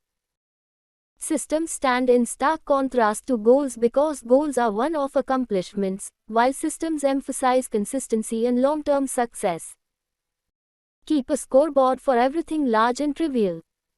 This keeps you motivated and striving toward growth and progress. Manage your time better by understanding how long things will take in reality and accounting for your own quirks and inefficiencies. Lower your transaction costs by making undesirable behaviors inconvenient and unwieldy while making desirable behaviors convenient and easy. Gather all of the information and materials you need all at once and before you get started. This allows you to work interruption-free and gather momentum. Summary guide. Before getting to the overall book summary, I would be highly, greatly, amazingly grateful and appreciative if you felt like taking just 30 seconds and leaving me a review on Amazon. Reviews are incredibly important to an author's livelihood, and they are shockingly hard to come by. Strange, right? Anyway, The more reviews my books get, the more I am actually able to continue my first love of writing. If you felt any way about this book, please leave me a review and let me know that I'm on the right track. Click here to review. Chapter 1. Stop thinking, just execute. The art of following through is something that allows you to create the life that you actually want instead of settling for the life you currently have. It can be said to be composed of 4 parts. Focus, self-discipline, action, and persistence, all equally important. However, it's not just as easy as knowing you have to do it and thus doing it. There are powerful reasons we don't finish what we start and follow through very often. These reasons can generally be split into 2 camps: inhibiting tactics and psychological roadblocks. Inhibiting tactics are the ways we plan against ourselves without even realizing it. They include 1. Setting bad goals, 2. Procrastination, 3. Indulging in temptations and distractions, and 4. Poor time management. Psychological roadblocks are the ways we don't follow through because we are unconsciously protecting ourselves. These include 1. Laziness and lack of discipline, 2. Fear of judgment, rejection, and failure, 3. Perfectionism out of insecurity, and 4. Lack of self-awareness. Self-awareness. Chapter 2. Staying hungry. How do we stay hungry and motivated? By delving deep and really asking what internal and external motivators you have at your disposal, a task that is rarely performed. External motivators are when we leverage other people, places, and things to push us into action. For the most part, these are when we want to avoid negative consequences involving other people, places, and things. These methods include accountability partners in groups, putting money down upfront, and self-bribery. Internal motivators are when we look at how we stand to benefit and improve our lives. These are universal needs, drives, and desires that are easy to lose track of. The easy way to find these is to answer a set of questions that directly asks things such as how am I going to benefit from this and how does my life stand to improve from this. It's only through answering these questions that you realize what you are neglecting. Anything we want to accomplish has an associated opportunity cost. We must sacrifice, even if we are sacrificing our ability to lie on the couch and watch television. We can deal with this mental obstacle by playing with the cost-benefit ratio so the cost is minimized or the benefit is maximized. Motivation has been shown to work best when we are reminded of it, otherwise, out of sight, out of mind. Thus, you should have cues or your motivations all around you, but make sure to keep them distinct and memorable. Use all 5 senses, even taste, and make sure to change and switch them periodically to avoid growing used to them and forgetting them. Chapter 3. Create a manifesto. A manifesto is nothing more than a set of rules to follow every day. We might hate rules, but rules take the guesswork out of our days and give us guidelines to follow. They make matters black and white, which is helpful to following through because there is simply no other choice. Rule 1. Are you acting out of laziness? If so, is this a characterization you want about yourself? Rule 2. 3 major tasks a day, maximum. Differentiate between important tasks, urgent tasks, and simple wasted motion. Rule 3. Create daily limitations and requirements for yourself. These keep you within the bounds of what you know you need to do. These are also the building blocks of good habits. Rule 4. Sometimes we lose sight of what we want to accomplish. Thus, reaffirm your intentions by stating, I want, I will, and I won't statements. Rule 5. Try to look into the future, 10 minutes, hours, and days at a time. Do you like what you see when you consider not following through? Is it worth the benefit to the current self at the expense of the future self? Probably not. Rule 6. It's just 10 minutes, right? So if you want to quit, it's just 10 minutes. And if you need to wait, it's just 10 minutes. Chapter 4. Follow through mindsets. Following through is 100% mental, which means it's probably a good idea to talk about the mindsets you attempt to embody. Mindset 1. It's all worthwhile. If you feel that your hard work will get you somewhere, you belong and are as good as anyone else, and you feel impact toward your overall goals, execution is easier to stick with. Mindset 2. Become comfortable with discomfort. Everything you want to do will have elements of discomfort, unless you just want to watch television all day by yourself. Thus, becoming used to this feeling allows you to tackle what you want without fear. Mindset 3. Without following through, there is no learning. Only when you finish something can you evaluate yourself and correct your errors. Embody an information gathering mindset. Mindset 4. The detrimental power of stress and anxiety can't be overstated. Even being in a poor mood is dangerous to your productivity and follow through. Be aware and take proactive measures to modulate your stress levels. Chapter 5. The Science of Smashing Procrastination. Tackling procrastination is similar to pushing Sisyphus' stone. You can beat it back for a bit, but it's so natural that you will never be fully rid of it. The problem is typified by time inconsistency, where we comprise two selves that don't have overlapping desires. One wants gratification in the future and the other wants it right now. Temptation bundling is an effective method to battle procrastination. It consists of combining your unpleasurable tasks with something pleasurable. This mainly works because you are battling time inconsistency and giving both selves what they want simultaneously. Start easy and small. Procrastination thrives off inertia. Therefore, you need to make the path to motion and action as easy as possible. Then eventually you can gain momentum, the opposite of inertia. Sometimes beating procrastination just requires a kick in the pants. Fear and productive paranoia can do that to you. If you are so fearful of the negative repercussions you will face, then you will certainly be spurred into action. But this is not a method to use very frequently. Chapter 6. No Distraction Zone. Minimize your distractions in your environment. It turns out that out of sight is out of mind with distractions. So don't keep anything stimulating near your workstation, otherwise your willpower will slowly deplete itself. Create default actions wherever possible. This is where the easiest and lowest resistance path for you is the path you want the most. This is also done through curating and designing your environment for productivity. Single tasking is an important concept because it definitively proves the flaws of multitasking. When you switch from task to task, you create a tension residue.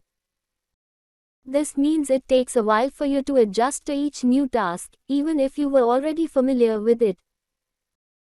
You can eliminate this by single tasking, and also by batching, which is when you do all similar types of tasks together to capitalize on your mental efficiency.